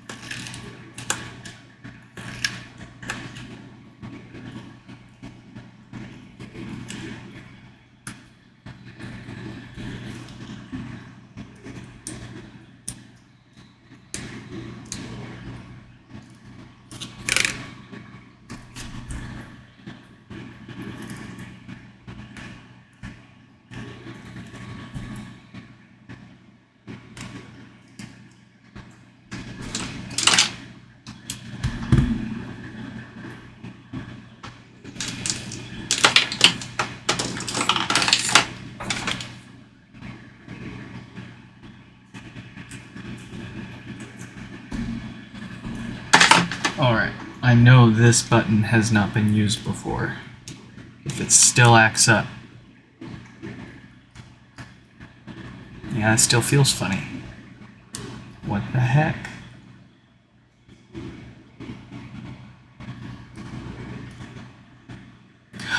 Oh no! The whole frame is broken.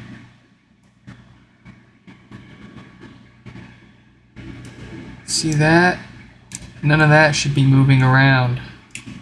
Oh my god. Am I gonna have to take the motor out of this and put it in another screwdriver? Oh, I just broke it even further. Alright, I think we can make it through the rest of this repair stream with it. Yeah, I think we got it.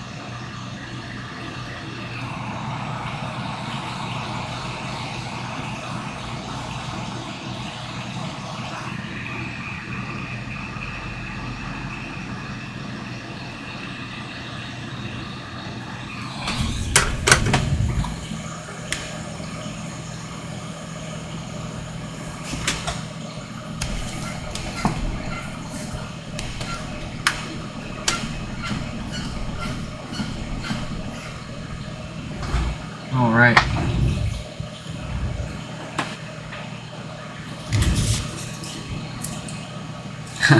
I just saw this. Worst Buy. They got it from Best Buy.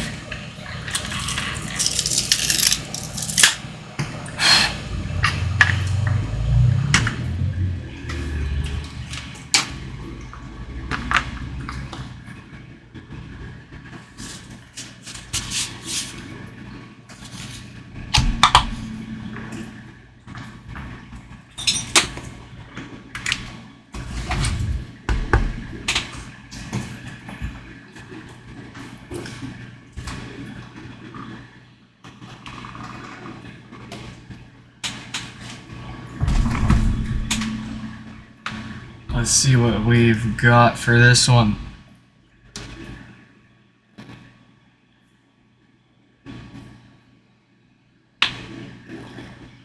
Entertainment room. Oh, on OS 13.4.8. Goodness.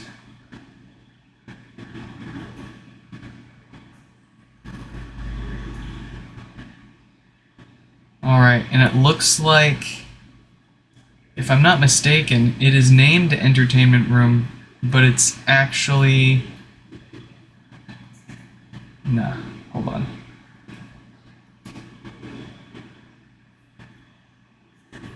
I got an old HomePod stuck in my sound settings still. There we go, it's gone. Okay, let's plug this back in. We have Entertainment Room. Interesting. So, I'm gonna have to add this to the known USB AirPlay limitations. It looks like they didn't introduce the USB AirPlay capability until newer versions of the HomePod operating system. Because this is running OS 13.4.8, and I don't see it here, but it's definitely connected. Let's boot it up. I'm having Wi-Fi issues. Even Siri sounds old. Wow. What a treat. I wonder if Michael's gonna wanna keep it on the original, or on the same version, or if they're gonna wanna reset it and get it updated. But in any case, it's alive.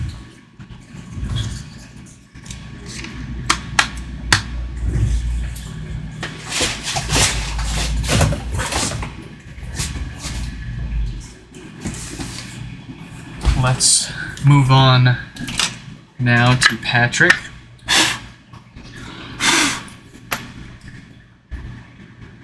What is up with Patrick's pod?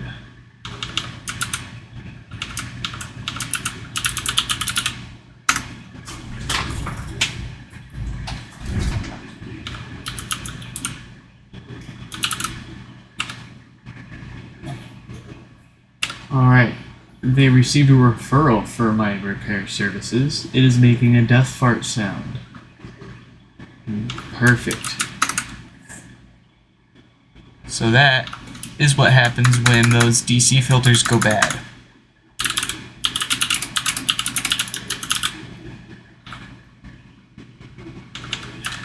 The end is in sight.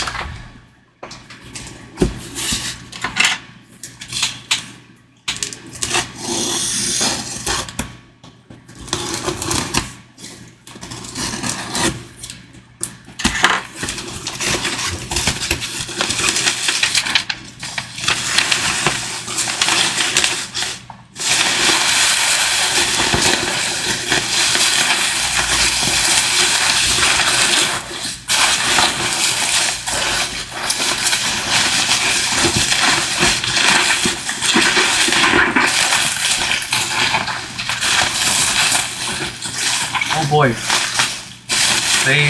they packed it well.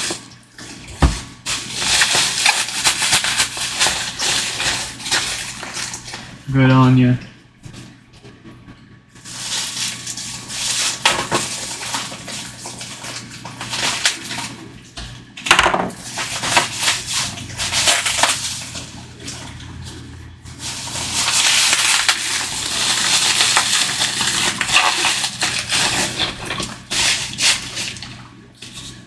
All right.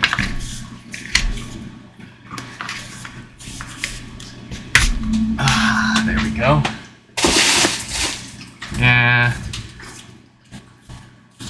That's why I like to... I have a feeling that came from the power cable.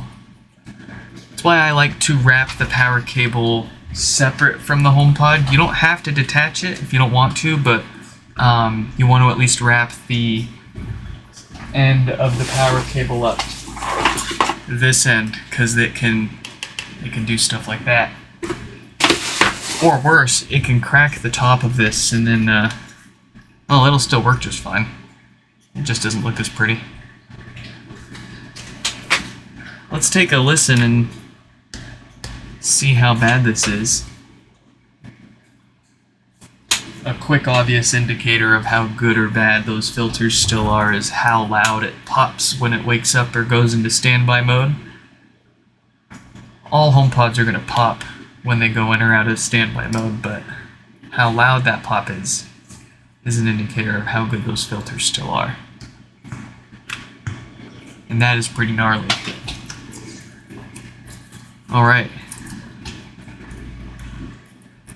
Let's get this fixed.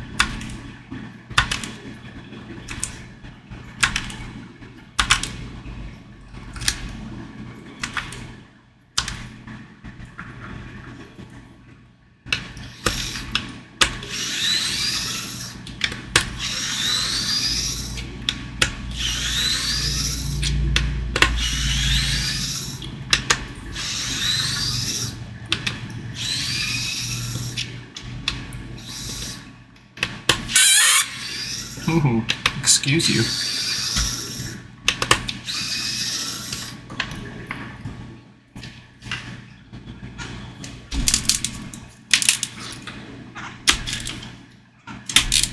Ah, that might just come right up now.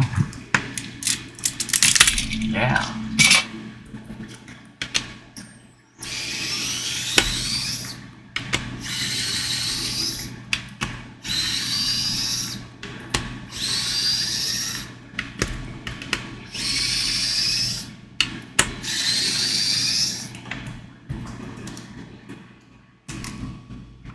Oh, it just got quiet. You know what that means? The subwoofer's in great shape. It survived, and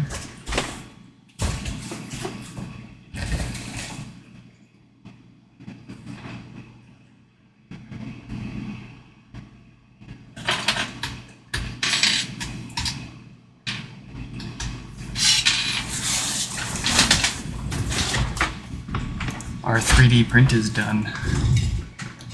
Let's try this out. Yes, cringe at me using my metal tool on my textured glass build plate. I've done it for years and it's not caused me a single problem.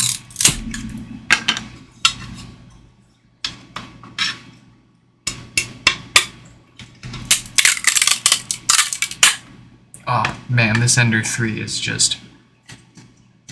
it's too good. And look at that. That is how I wanted it. That is easy.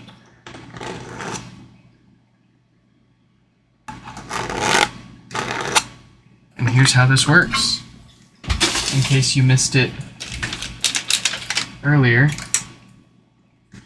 you got your dock, you got your top, and you got your case. What you do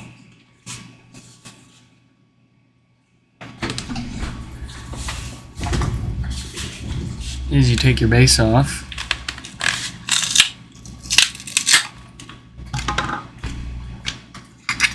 you point the USB cable towards the power cable, and there you go. If you're doing stuff upside down to restore it,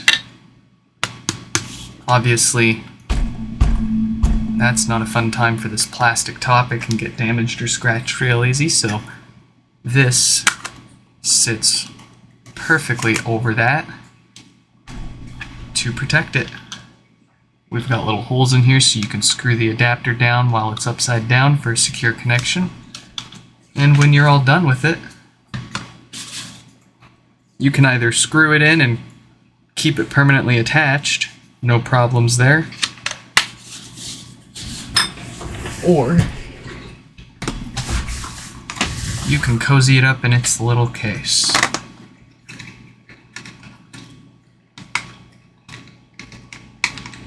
We'll just wrap that cable up, tuck that adapter somewhere. Oh, it's perfect. It's perfect. I think I need to make it just a little taller. Seems like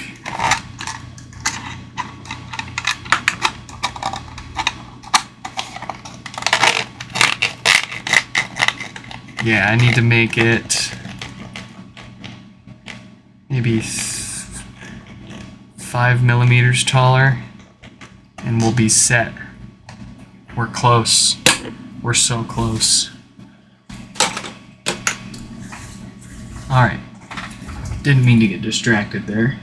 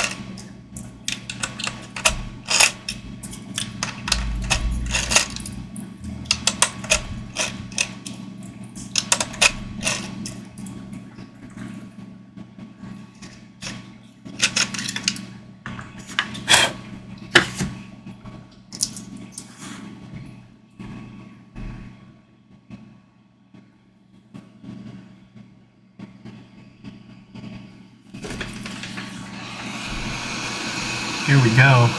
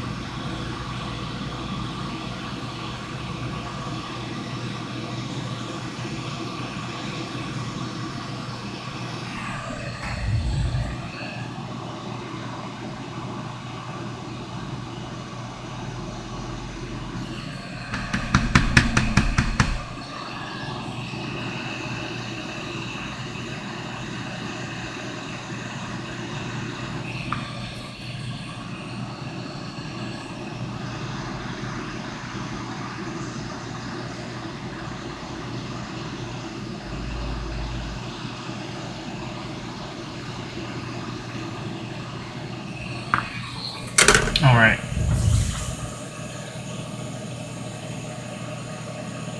I'm gonna fix that up a little more.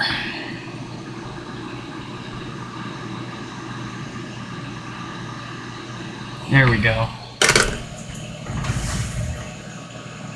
Very nice. How's our diode? We've got a 36K dated diode, so we need not worry about that. Our 10 ohm resistor, looking fine and fresh. I believe that will be all this needs.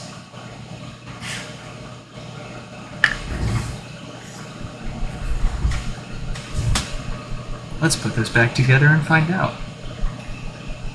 Paxton? Paxton. I saw your first and last name and mixed them together. Patrick, welcome to the stream. Glad you could catch your repair.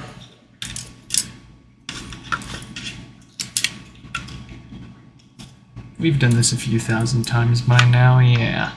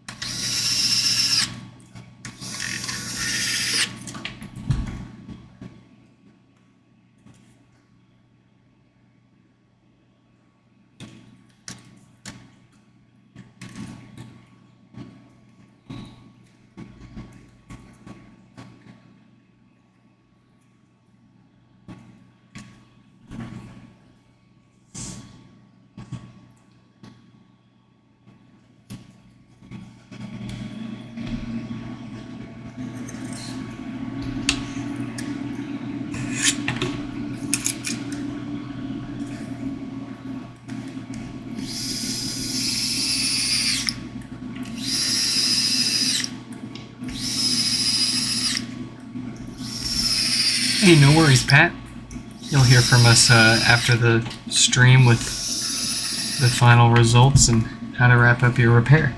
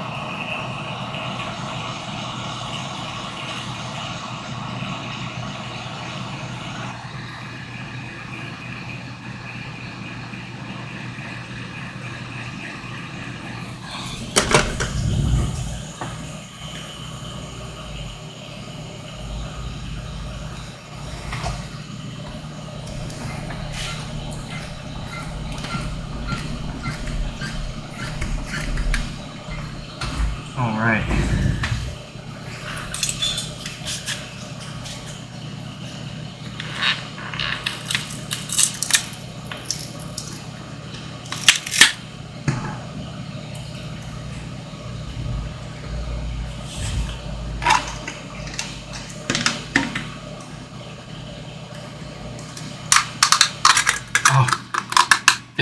too well.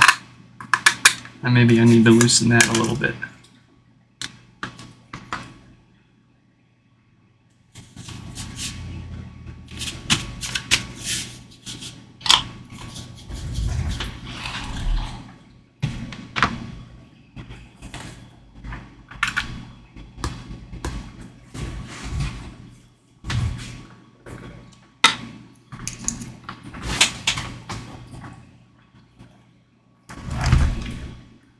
Give me some juice. I'm almost dead.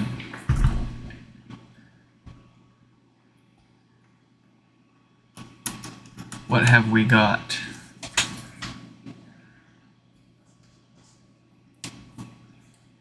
We've got another living room on 17.6.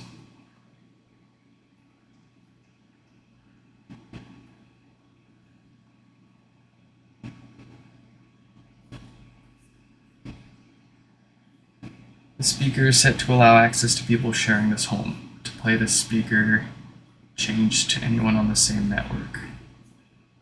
What? What? What? Fine. I'm having trouble. Well, it sounds a lot better. It sounds like the popping is pretty much completely gone now. We'll test it overnight just to be sure, but it does appear to be fixed and ready to go.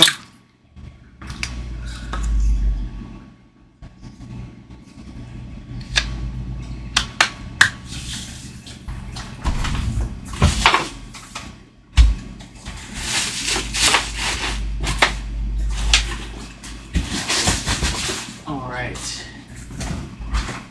Time for Adam.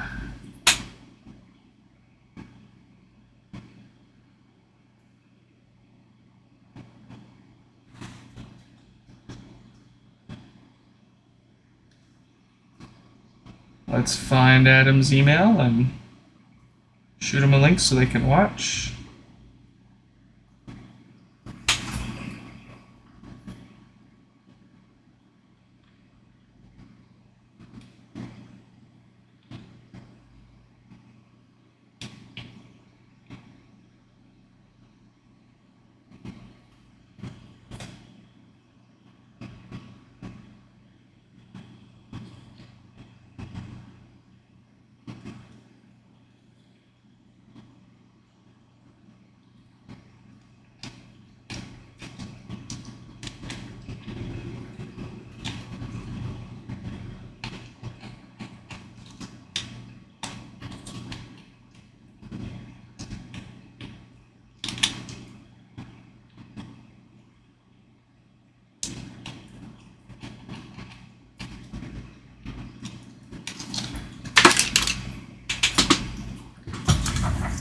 I don't even know if it is Adam. There's two names on this box. Oh. Because it's both of their names. Let's see. Yep, that's the right Adam. That's or David. We'll go by Adam. We'll go by Adam. That's what's on the screen. First gen HomePod stopped playing mid-song, nothing now, no power. Alright.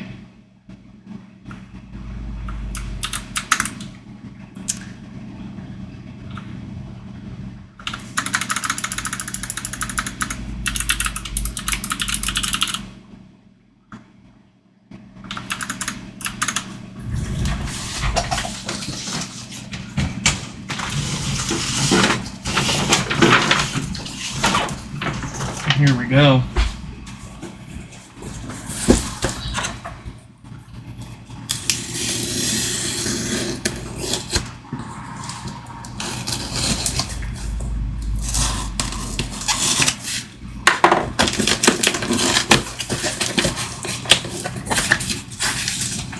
We've got a return label in here, very nice. We've got a separately packed power cable, very nice. And a beautifully packed HomePod.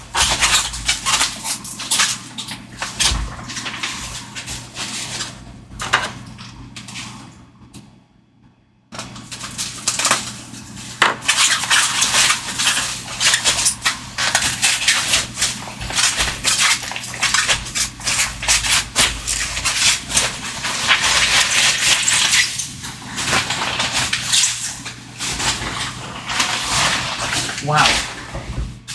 I don't know what David does for a living, but if it's packing, it shows.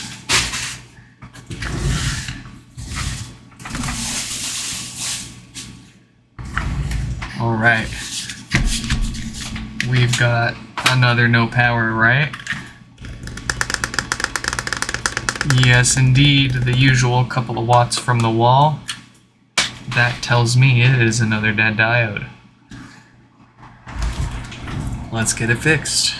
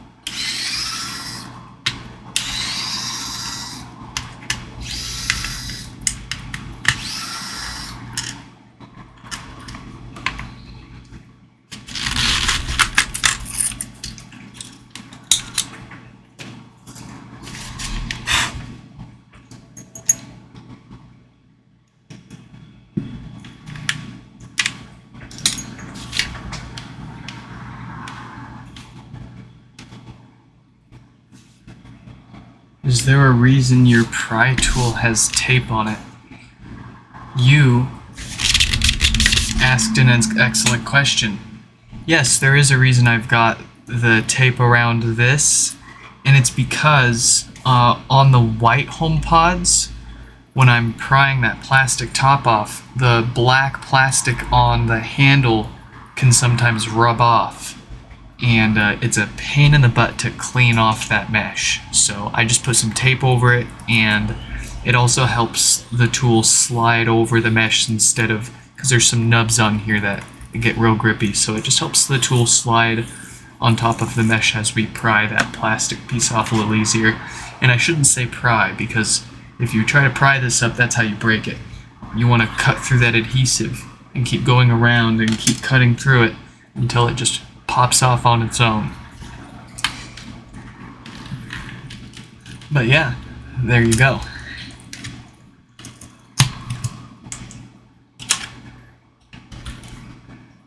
That's actually my second iFixit Jimmy tool. The first one I had lasted about a year and a half and about 2,000 HomePods before this just snapped clean off of the handle. I think I have it still right here. Broke on us right in the middle of a stream one day while we were working on a HomePod. Never thought that would happen.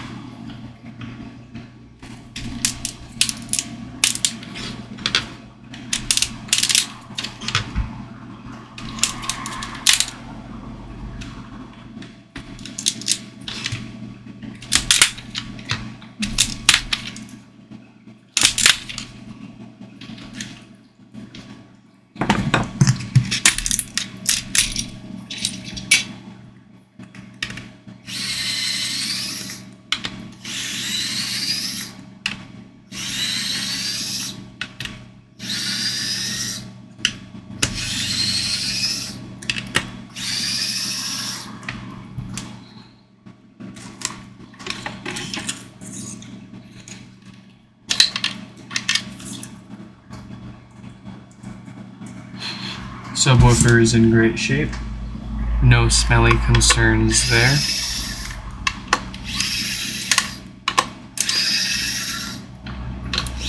A bad woofer might not smell bad, but a good woofer will never smell bad.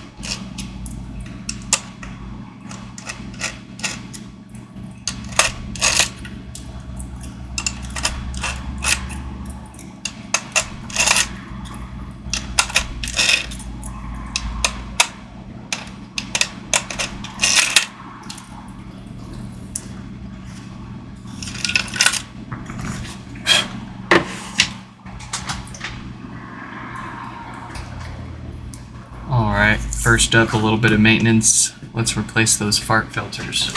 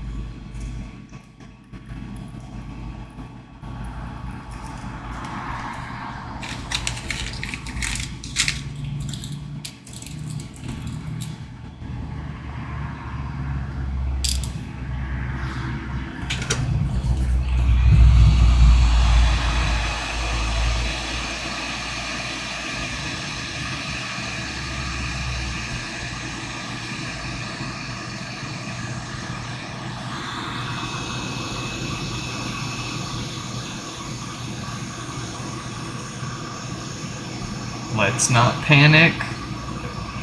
I can fix this.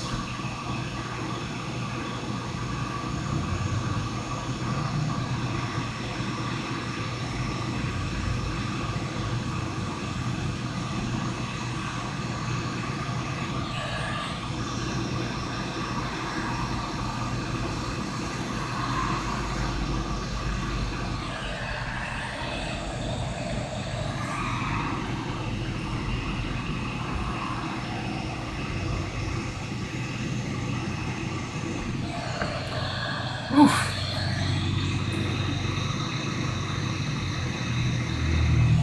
There we go.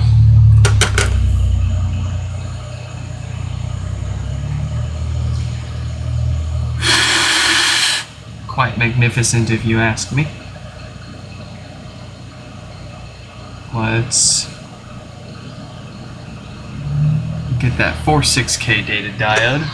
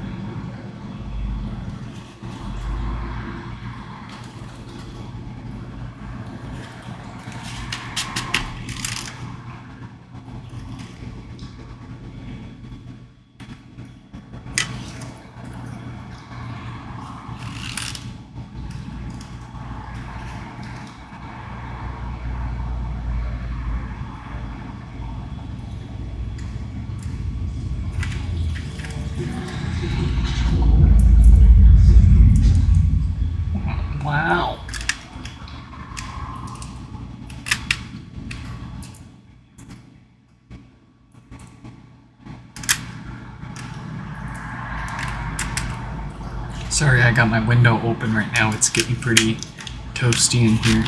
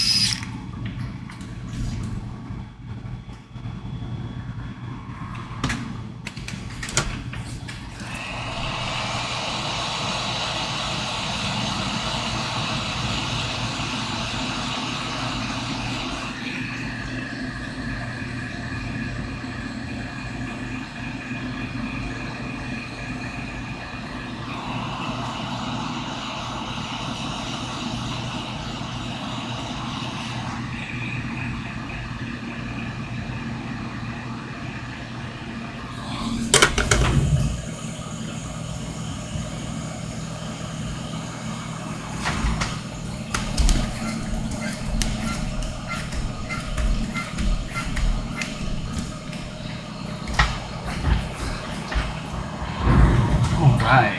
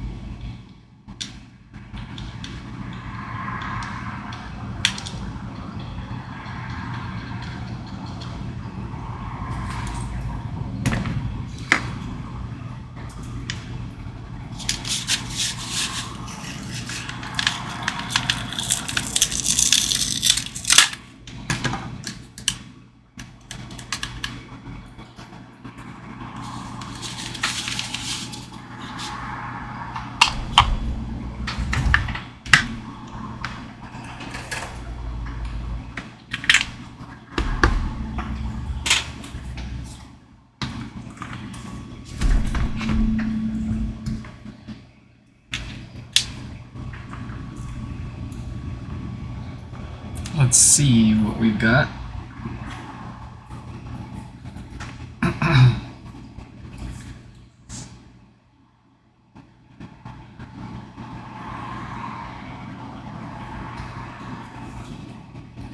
Another living room, 17.6.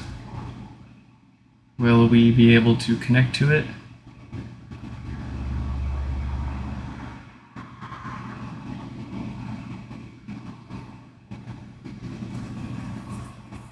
Yes, we can. I'm going to turn my volume down and do a quick bass test. Cover your ears, folks.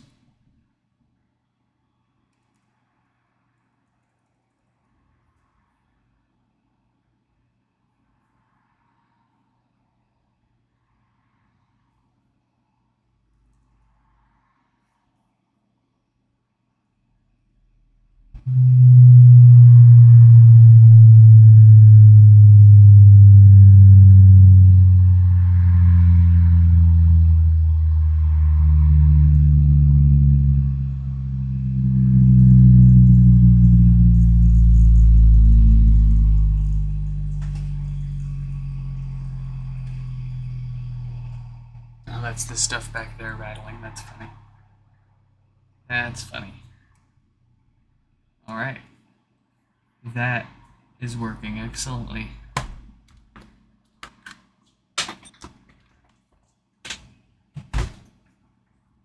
Let me turn my volume back up here.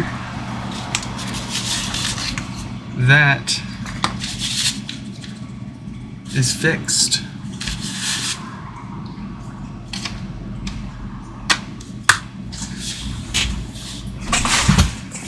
Oh, which brings us finally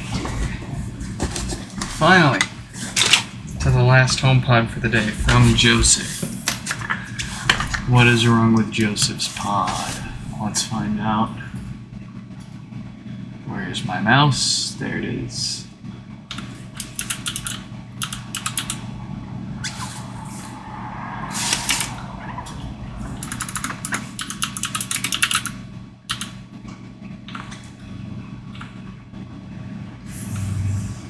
Stopped working completely.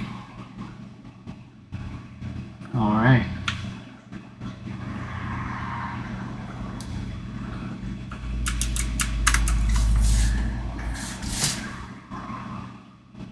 Here we go. If I can find my freaking mouse, there it is.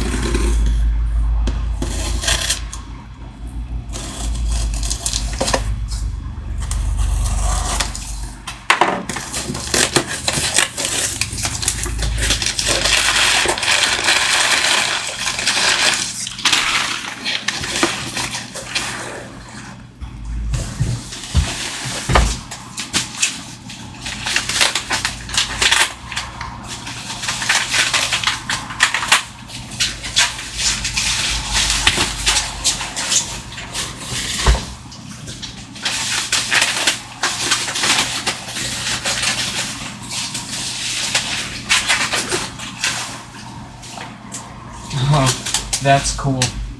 They printed out a screenshot of their phone with their info and the serial and such of the HomePod they sent in. I can't show it to you guys because it's got their name and address on there, but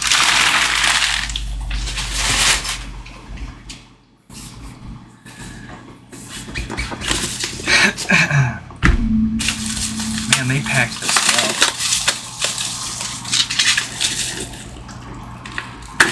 Even the little cutout here so they could pass the cable through. Good job.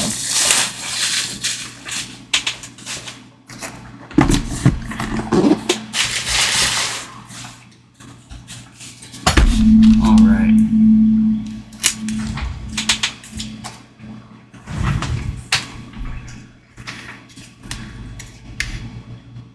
What's it got?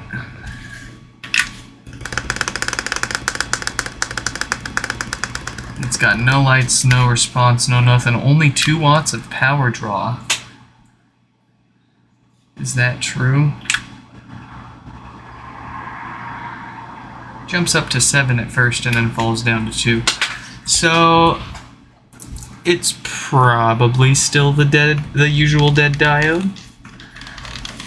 But I have a suspicion it may be something else.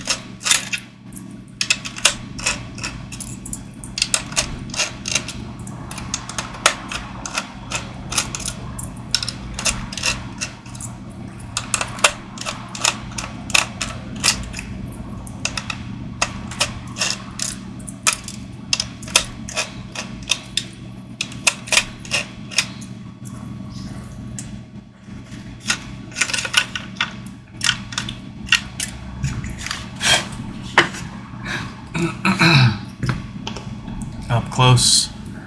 Here we go.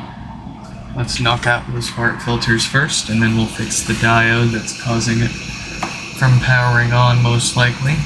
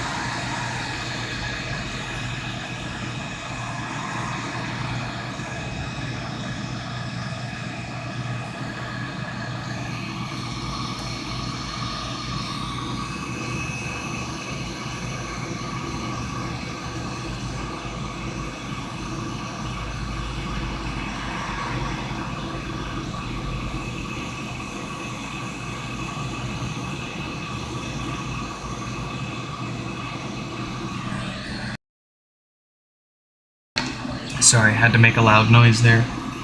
Figured you guys wouldn't want to hear it.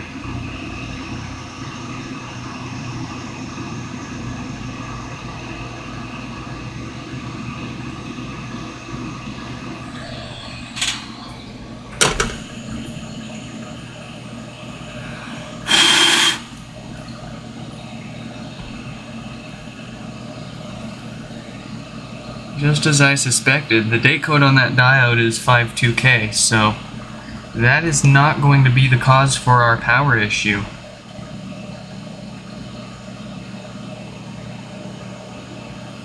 I have a feeling it's going to be the power supply. I have a feeling. Just a sneaking suspicion. We're going to try a different power supply.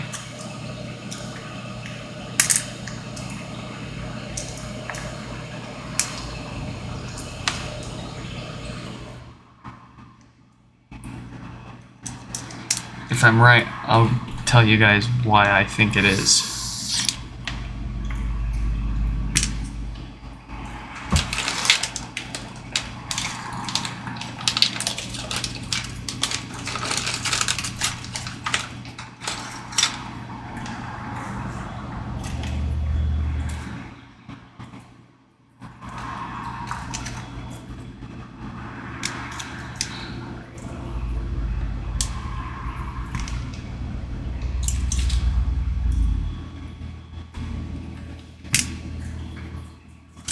Alright, we're going to try their logic board and display, their amplifier. We haven't done anything that would have fixed the power problem yet, other than replace the power supply itself. So let's see if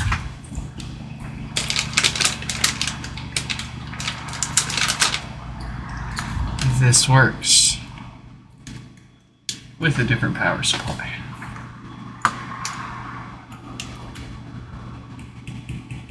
Nope. Okay, let's try now a different logic board and display combination.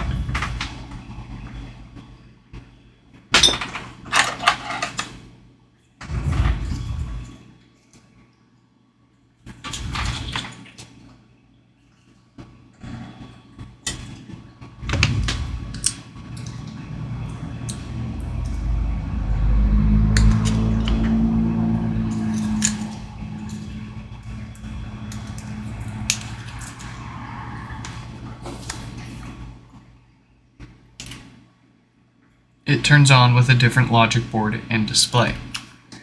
So, which one of the two is it? Let's take their logic board and our display and see what happens.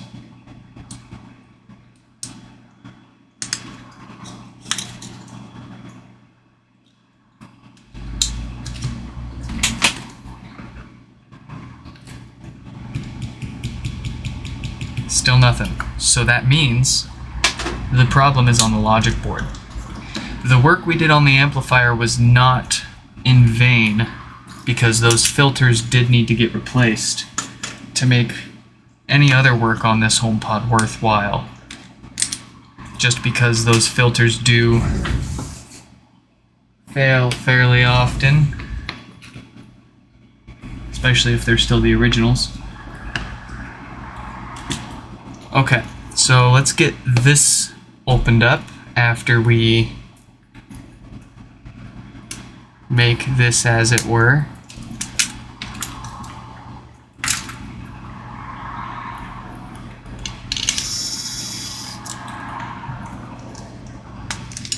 There we go. And let's see, usually it's on this side that we see shorts.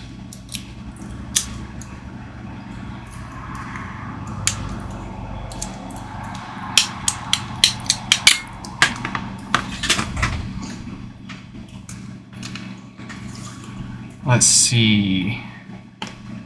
It's normally around here. Let's Let's get our beep finder. We're looking for a beep. Does our beep finder work?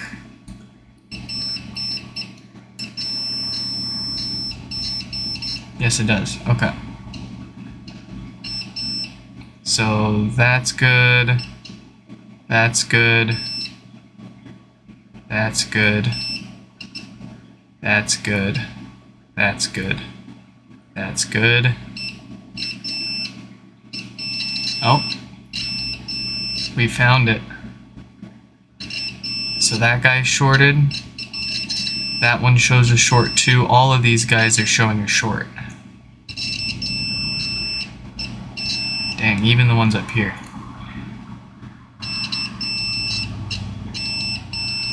Okay. One of two things. It could be one of these capacitors, or it could be something on the other side. What we're gonna do is power this up.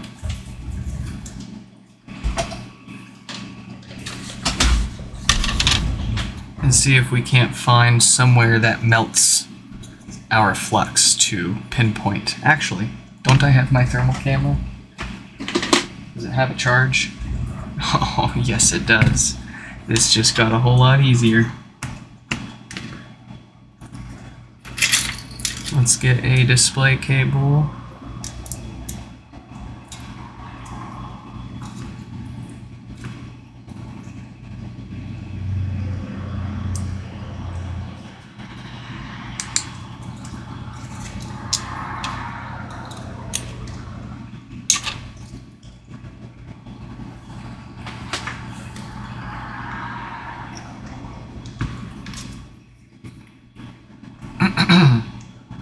What's it got?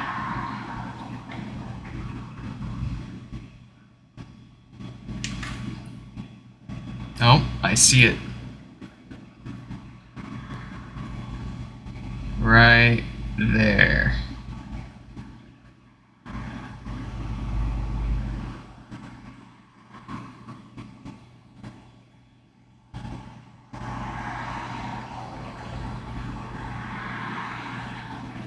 Dang, that's making my freaking...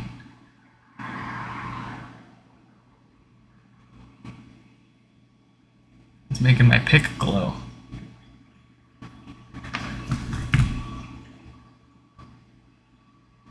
Oh yeah.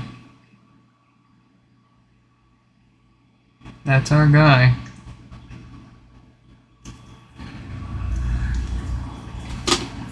Okay. Too easy.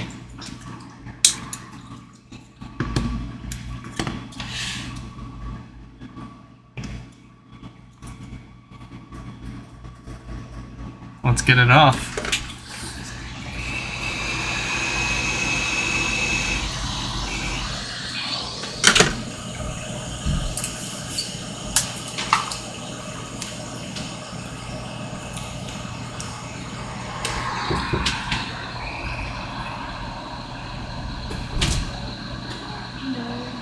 This is my last one.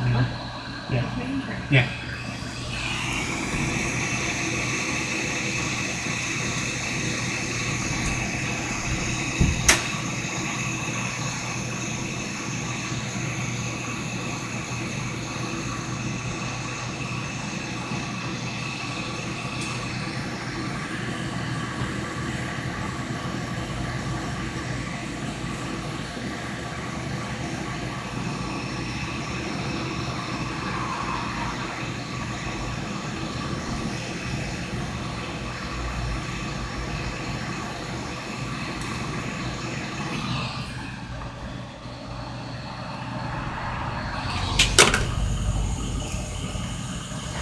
Let's grab a parts board.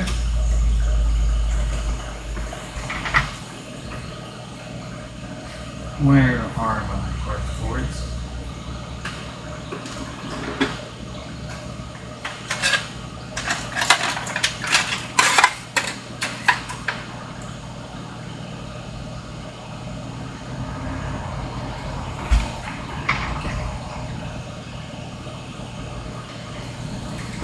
Here we go.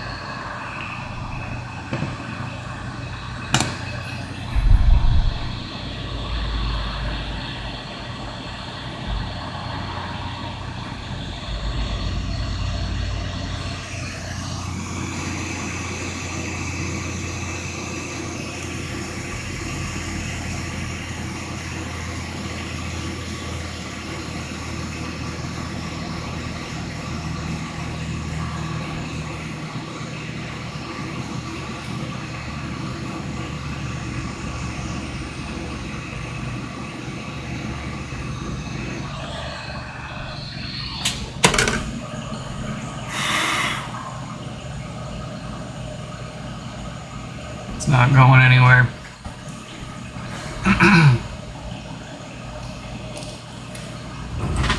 That should do it. I'm gonna stick this in front of the fan for just a minute to cool it off.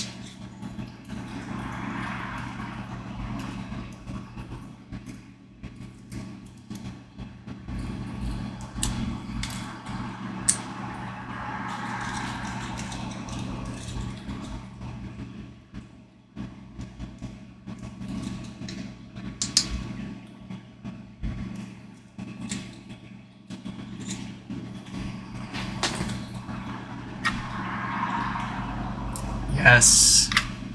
Alright, that fixed it. So, we've knocked out the maintenance, we've fixed the actual power problem, this time on the logic board. It's ready to go back together.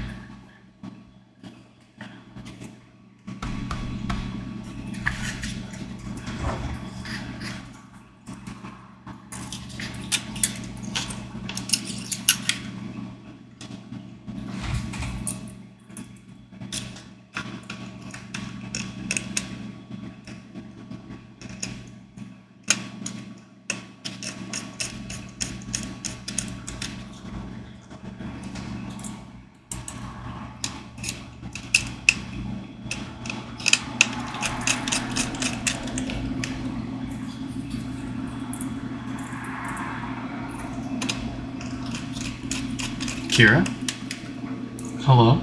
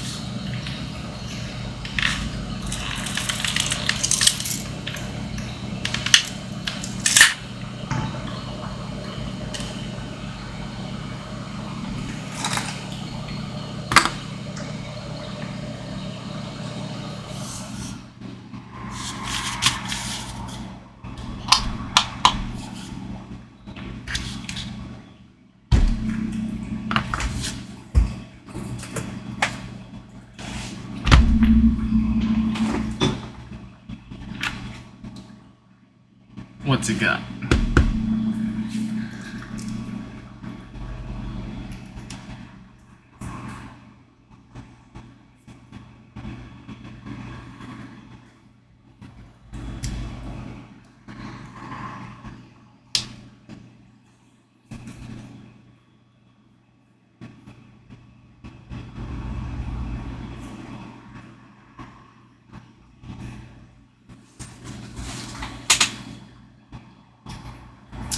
We've got TV Atmos 2 on 17.6.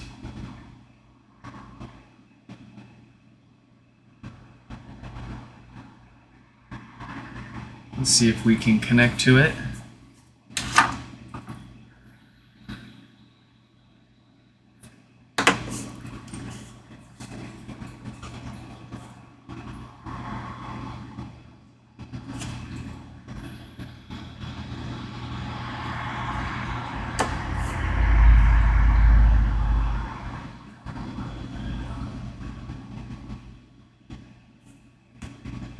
I'm having trouble. Say something. Do something.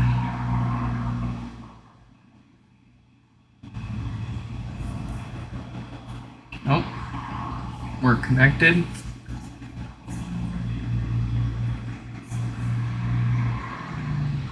Let me turn my volume down so I don't blast you guys.